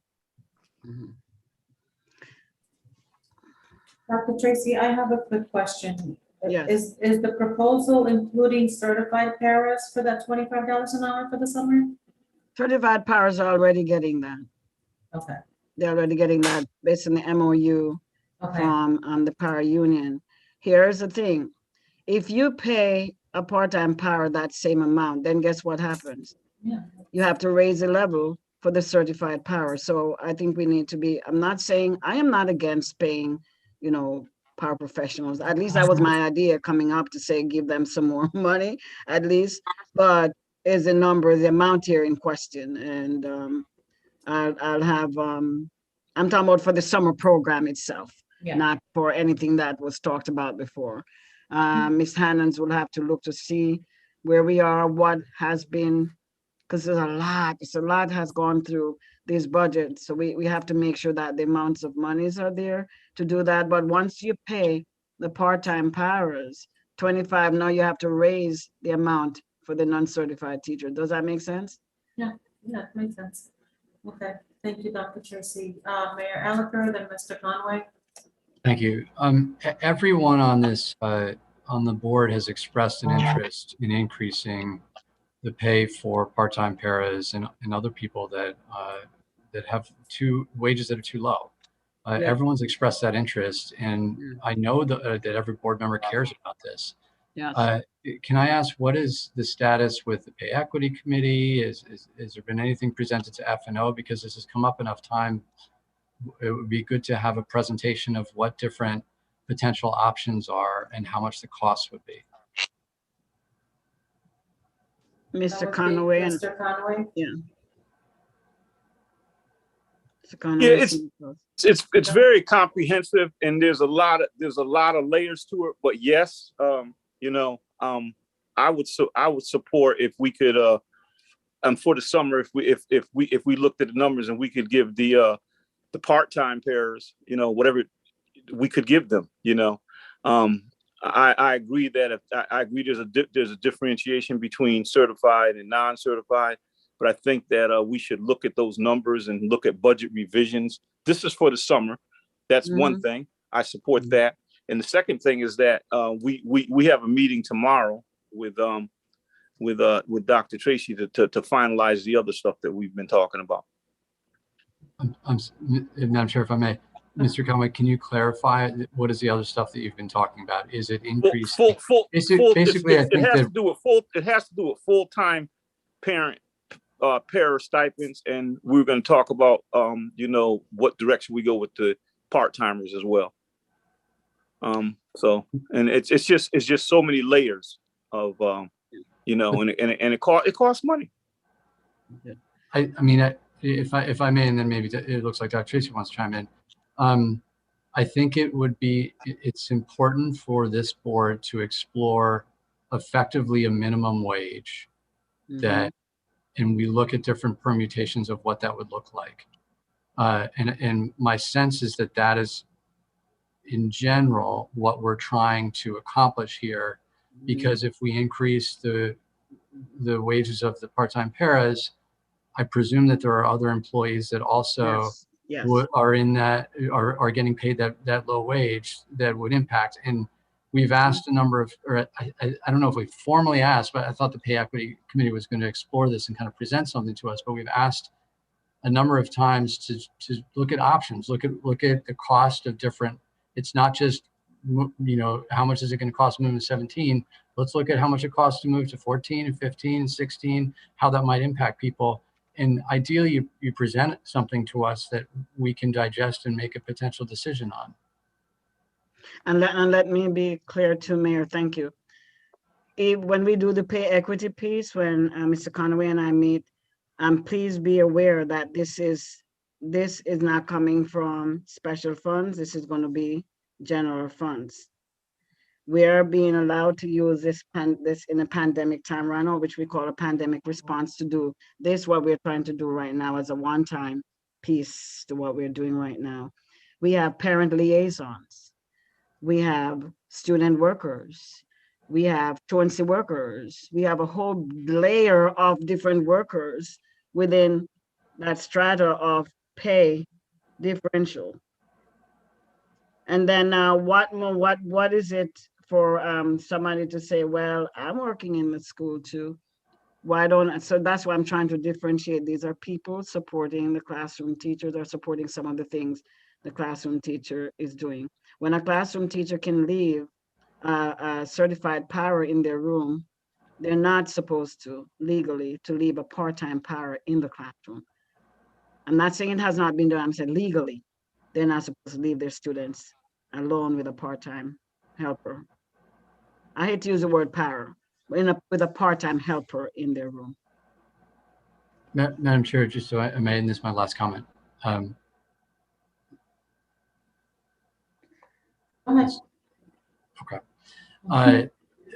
The reason that I pushed hard for the Pay Equity Committee is because these issues are complicated. Yeah. And it would be very helpful, Dr. Tracy, if you and your team could work with Mr. Conway to explore the complexity of different positions. And but I think we're all interested in increasing pay, and we all recognize that there are limitations on our financial ability. So if I could just request, and I hope other committee members agree, that working with Mr. Conway to come up with a proposal to present to the board would be very helpful. Yeah, that was the point of the committee. So hopefully we can get that wrapped up. Madam President. Thank you. Mr. Conaway, did you still have, I know we called on you to respond, but did you still have your question or comment? Yeah, I was just supporting, looking at, we're talking two things, and I'm going, my hand was up for the summer, the summer paras, which is a short amount of time, and it could become covered under ESSER, is what I was supporting. Okay. Thank you, Mr. Conway. And if we I'd like to see that happen, if at all possible. Thank you, Mr. Conway. Mr. Wilcox, and then Mr. Bolton. I have just a couple quick questions here. Dr. Tracy, do you have an estimate about the number of part-time paras we're talking about? Are we talking about 10 or 100 or 1,000? Oh, it's a lot more than that, Matt. We're going to work with it in special ed alone. You have what? You have more than 100 just in special ed alone. I mean, for the summer programs. Yeah, I'm talking about for the summer program. Okay. So we'll have to check with the business department and check up the amount. Is there an estimate of a number of hours that these folks are working? Or are they working 40 hours, 20 hours, 10, roughly? At least 20 hours a week, or 19.5 hours per week. So what I'm hearing from various people, there's support on the board for raising the pay and raising it beyond the 15. There seems to be some room there that the administration that you are saying is possible, but there also needs to be some differential between the pay rates between the part-time folks and the Full-time. union paraprofessionals and these non-certified teachers that you also want to move up. Union paraprofessionals are already moved up. You want to move the certified, non-certified teachers up. Is there a number beyond the 15 that the administration thinks can be absorbed into the budget for summer, or 16, 17, whatever? I think we have to look into it. I don't think I can give a number right away. Do we have another board meet? No, it's too late. Oh. I just need an answer for at least the ones who are the non-certified teachers, because I don't want to lose them because they're teaching classrooms right now. So it came to my attention that this was happening and I don't want to lose them. Evie, could you say something, please? Because this is your area. Sure, we have 50 non-certified teachers right now who are making that rate that's $17.80, I believe, that we are proposing to move up to 25. That's a cost. It's 21 days. So it's a set cost. It's probably approximately $30,000 for that. Right. But in the increase. Right, just to take care of the increase. Right, so that's for them. I'm also interested in roughly the number of the part-time paras that the administration proposes to move them up from the 13 they're at now to 15. Do we have any sense of this? I hear it could be more than 100. Yes, we know that it's more than that. So if my colleague wants to change the number in this, I would be supportive of moving beyond the 15. But based on the information I've heard tonight about the need of the differential, I'm not going to be able to support that, but I am going to be able to support a number that moves up from there in the interest of getting it done tonight so that folks can get this money in their next paychecks. I'm hoping we can come up with something here. And just for the record, I don't know if any of you have seen me. I think I'm physically incapable of bending too far over backwards. I'm certainly not the athletic type. So, but I am, as everybody that I've heard on this board is quite supportive of moving forward with raising some of these rates, because we all know that even going from 13 to 15 doesn't buy a lot of groceries.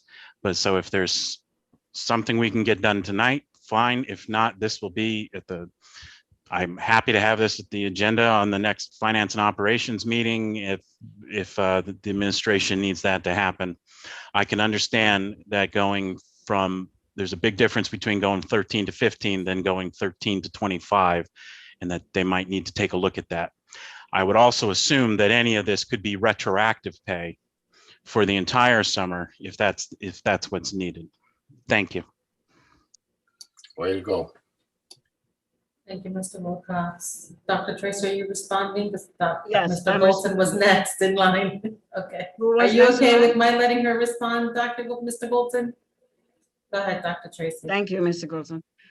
Is it possible, is it possible to just do the non-certified staff and then we explore what is how many of those part-time paras we have? Then I could send an email to the board or whatever way we do with it. I would like to see at least the classroom teachers move tonight. Please let that happen. I would appreciate. Madam President. We're in a situation we may lose them. You can't talk. I know, sorry, Mr. Madam President, it's shameful that the administration would come to the board tonight with this request and not have all the information available. They knew that this issue was going to be raised. I said I was going to raise the issue. I raised the issue a week and a half, 2 weeks ago. I raised it again today when we got that other memorandum. to come to this meeting now and say, oh, we don't have the information, but please approve our request is unfair to us, quite frankly. I'm, you know, I understand Mr. Wilcox's suggestion, and at this point, I think, you know, I think they would be willing to take almost anything, seeing that they've been rejected so many times. So I would be willing to agree to another number, maybe around 17, 18. I mean, that only puts them up for $3 or $4, whereas these other non-certified teachers are going to they're going to get an $8 raise. You know, we pay everybody more than these part-timers, including the substitutes. And I think it's time for us to show some respect, even if it's for a short time. So yes, I would be willing to settle on a different number if it was reasonable. But if we can't agree on a number, I would not support raising any salaries until we have an agreement on the part-time paras. So I don't know if it makes a difference to anybody. Certainly, I would have to have 2 other board members to support me so that it couldn't move forward until we got some agreement. But I would be willing to support a $17 part-time para raise for the summer. Mr. Wilcox. Dr. Jordan, did you raise your hand? I did, but it would take too much talking, so I'm not going to say anything. Okay. Thank you, Dr. Jordan. So in the interest of moving this forward, Dr. Tracy, I've heard 17, 18, which is a significant increase over the 13, but we all agree. I mean, I certainly wouldn't want to have to raise a family on you know, just a few dollars extra more an hour. But I mean, out of the interest of moving everything forward, including the non-certified teachers, would $18 or $17 an hour work for the administration?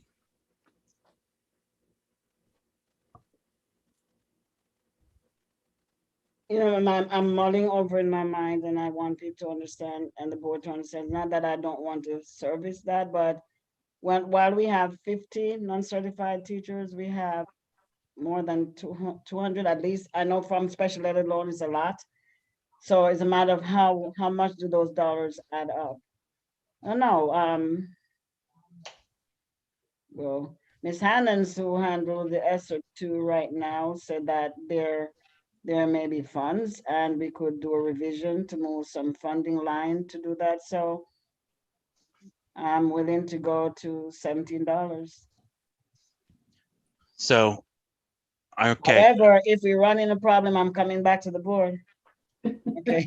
Well, I'm hearing that you can make $17 an hour work. I would support $17 an hour. I do request that in the future that, and I understand the time sensitive nature of this with our non-certified teachers and not wanting to lose them and so on, but that we have this go through finance and operations so that we have time to look at this data moving forward. So typically I'm not in favor of such things, but I certainly would be to move to $17 an hour in order to move this whole thing forward.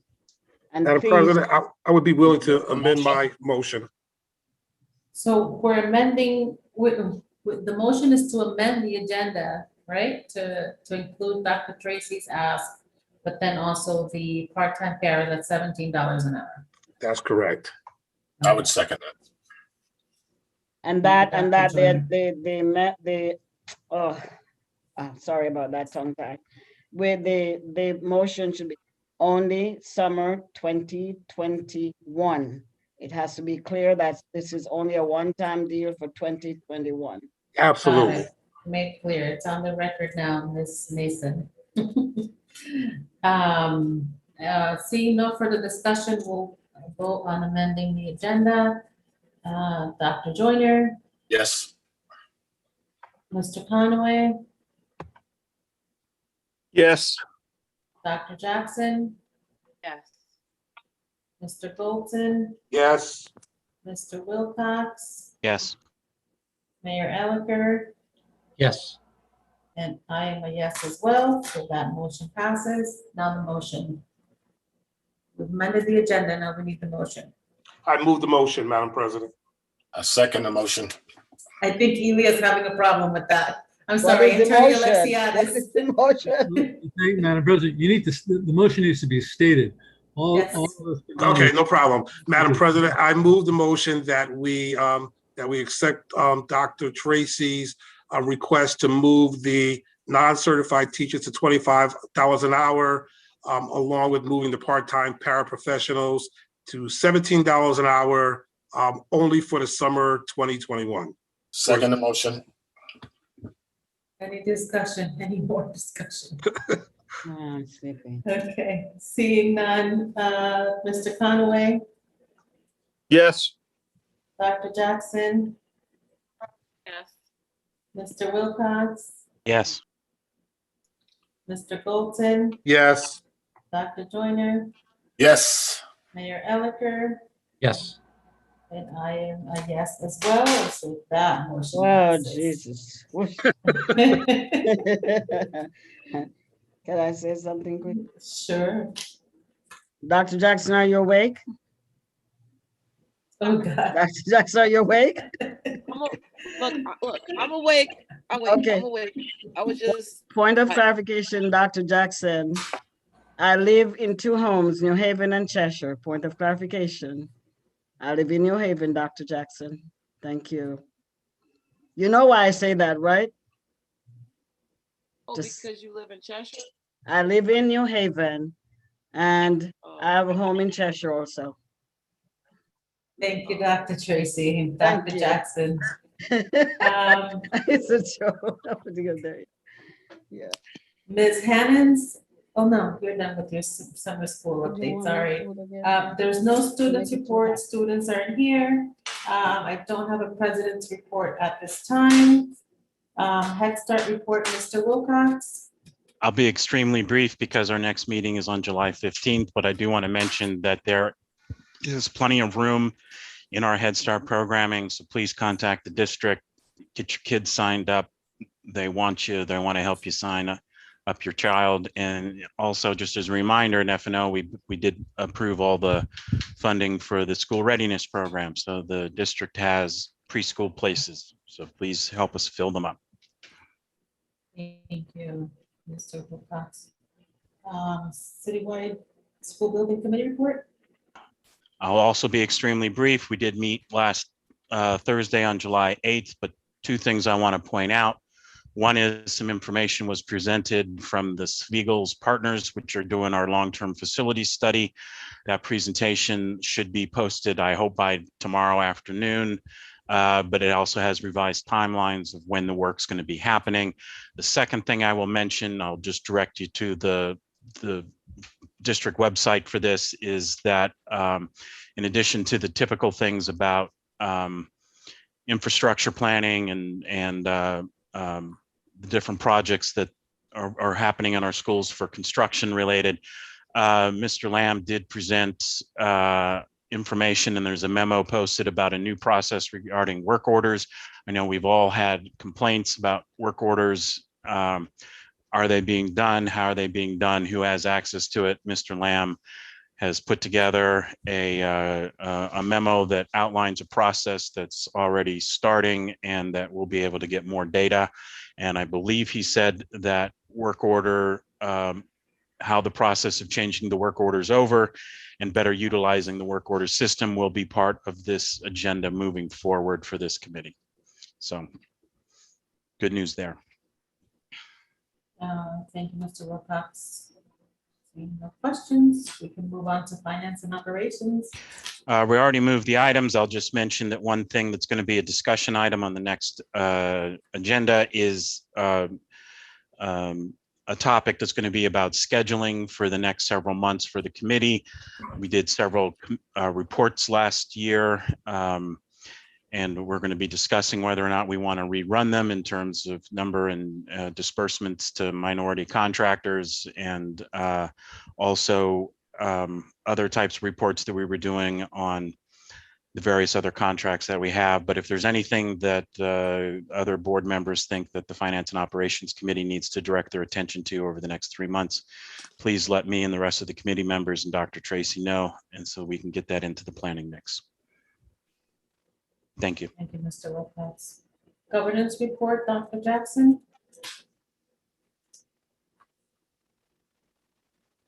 Dr. Jackson? Yes, I have a governance report. And I was trying to get in my zen and refocus. Dr. Tracy, you took me out of that with that comment, but I'm gonna be quiet right now because I'm trying to be get back into my zen. But so we did vote on the allergy, that's out. Okay, so you have in your packet for the first read, policy 5188, the enrollment and handling of non-resident school age students. So please read that. It has to do, with folks who may not live in our district, blah, blah, blah, blah, moving out and things like that. So please read that. It's very important because we did have a case, if you guys remember, at the end of last year, where there was a family that had moved out of New Haven to Hampden and they wanted to keep their kid in. And, Marquel had let them know about the policy and whatnot. So we want to make sure that this policy is up to date and on point.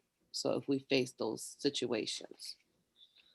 And just to let you know, we still have out the gender policy, and we are actively looking for the parent who came to our meeting who said that she removed her kid from our district because the child was disciplined for coming out using the student's school email. I think it's important for us to know who that is. And while this child was taken out of our district, to certainly issue an apology, because that's not New Haven at all, ever. We don't do that. So if that parent is on, please contact me or one of my colleagues or Dr. Tracy or one of the assistant superintendents, because we do want to know who your child is and who you are, because that is not New Haven. That is not how we do things here. And that is my report. Thank you, guys. Thank you, Dr. Jackson. No You're still on. report. You're still on. Yeah, no report. No report. For facility naming. Okay, thank you. Not this time. Okay, thanks. Teaching and learning, Dr. Joyner? We really need to develop a comprehensive systemic language development initiative in the district.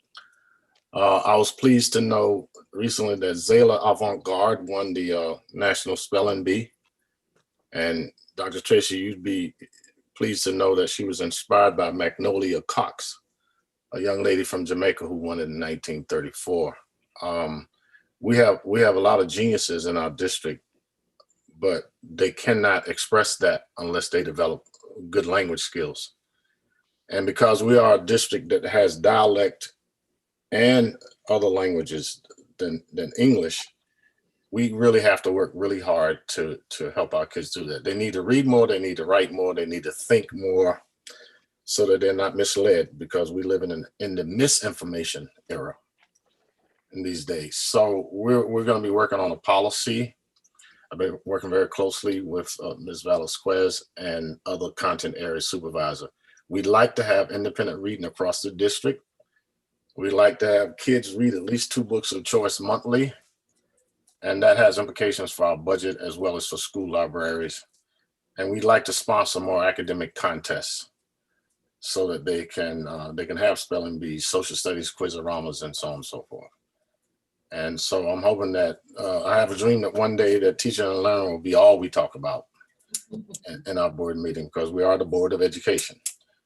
And so we're going to be working on that. And I'll be working with Dr. Jackson over the next several months to try to come up with a policy support for what we're trying to do, as well as getting my direction from our curriculum leadership and the superintendent's leadership and the other content area supervisors.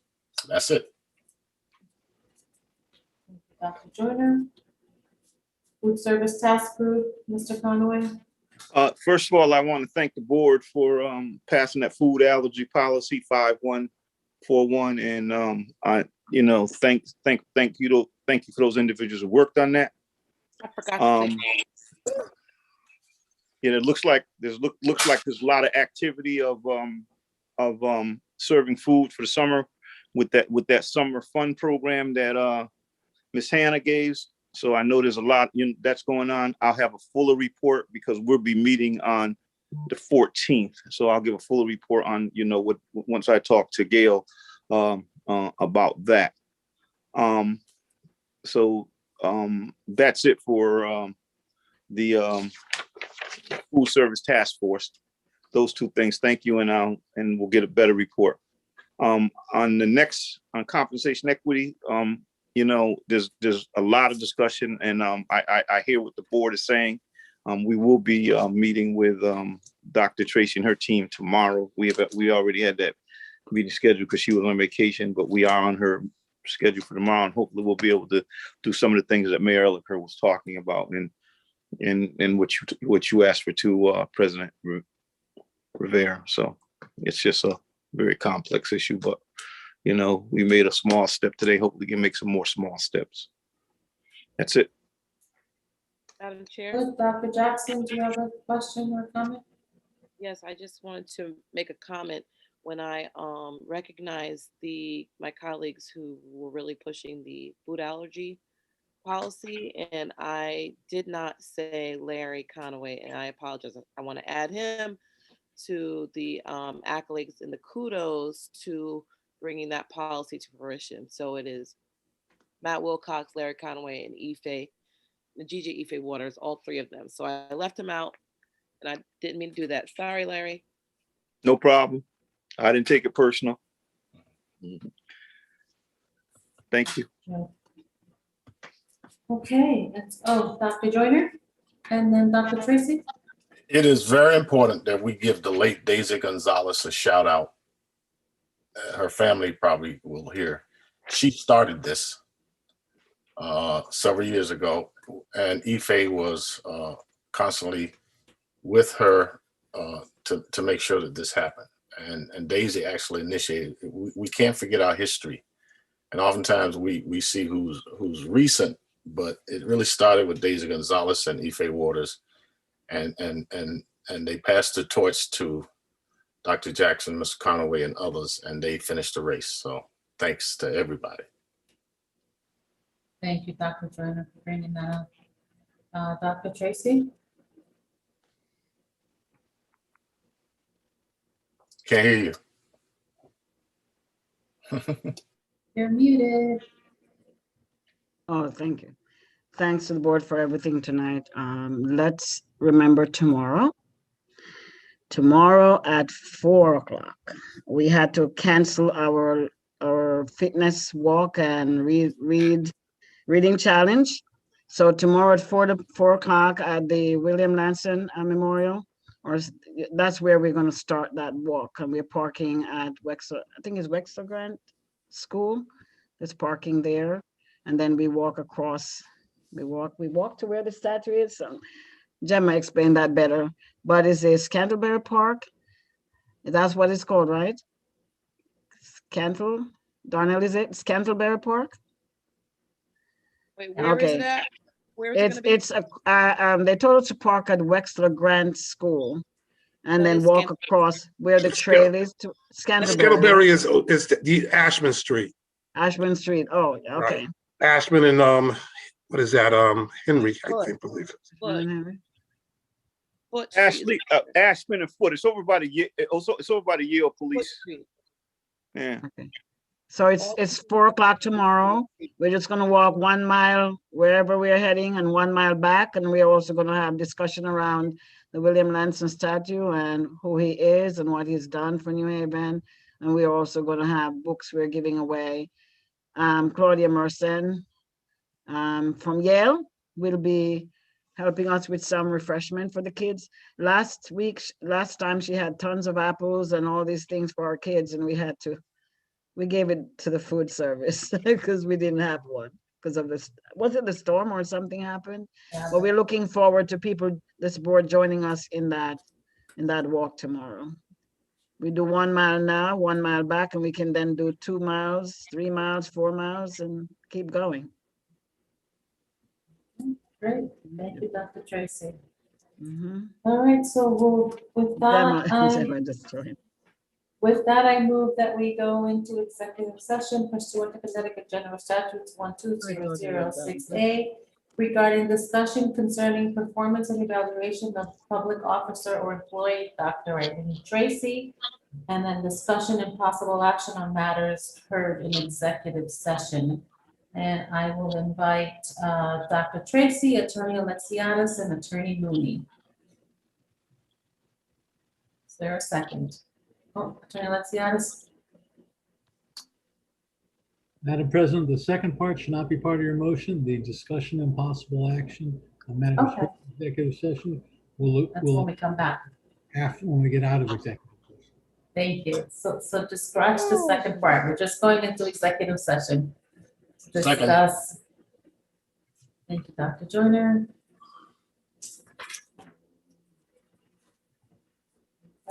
Mr. Wilcox, Yes. Dr. Joyner, Yes. Mr. Golden, Yes. Dr. Jackson, Dr. Jackson, Yes.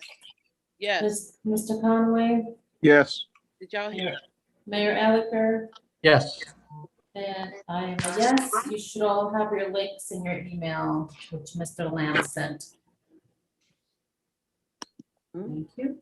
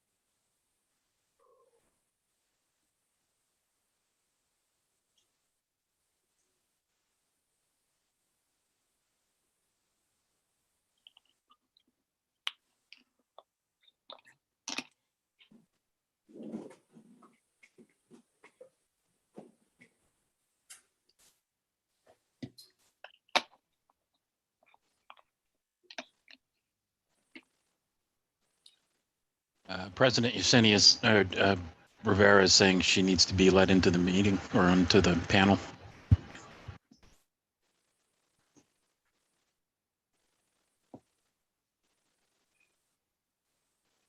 I just promoted her.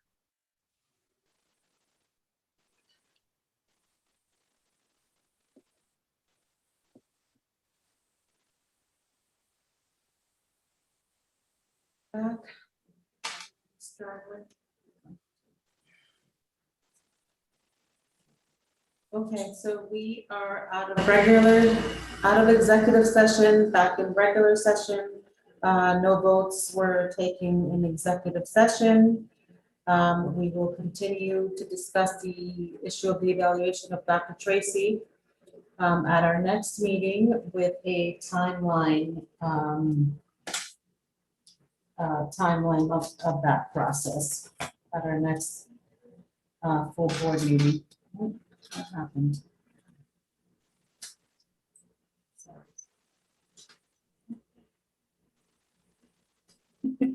Okay, and if there's no further discussion, I will entertain a motion to adjourn. So moved. Second. Second, Mr. Wilcox, Yes. Mr. Goldson, Yes. Dr. Jackson, Yes. Mr. Conaway, Yes. Dr. Joyner, Yes. Mayor Elicker, Yes. and I am a yes. Good night, everyone. Good night, everyone. Good night.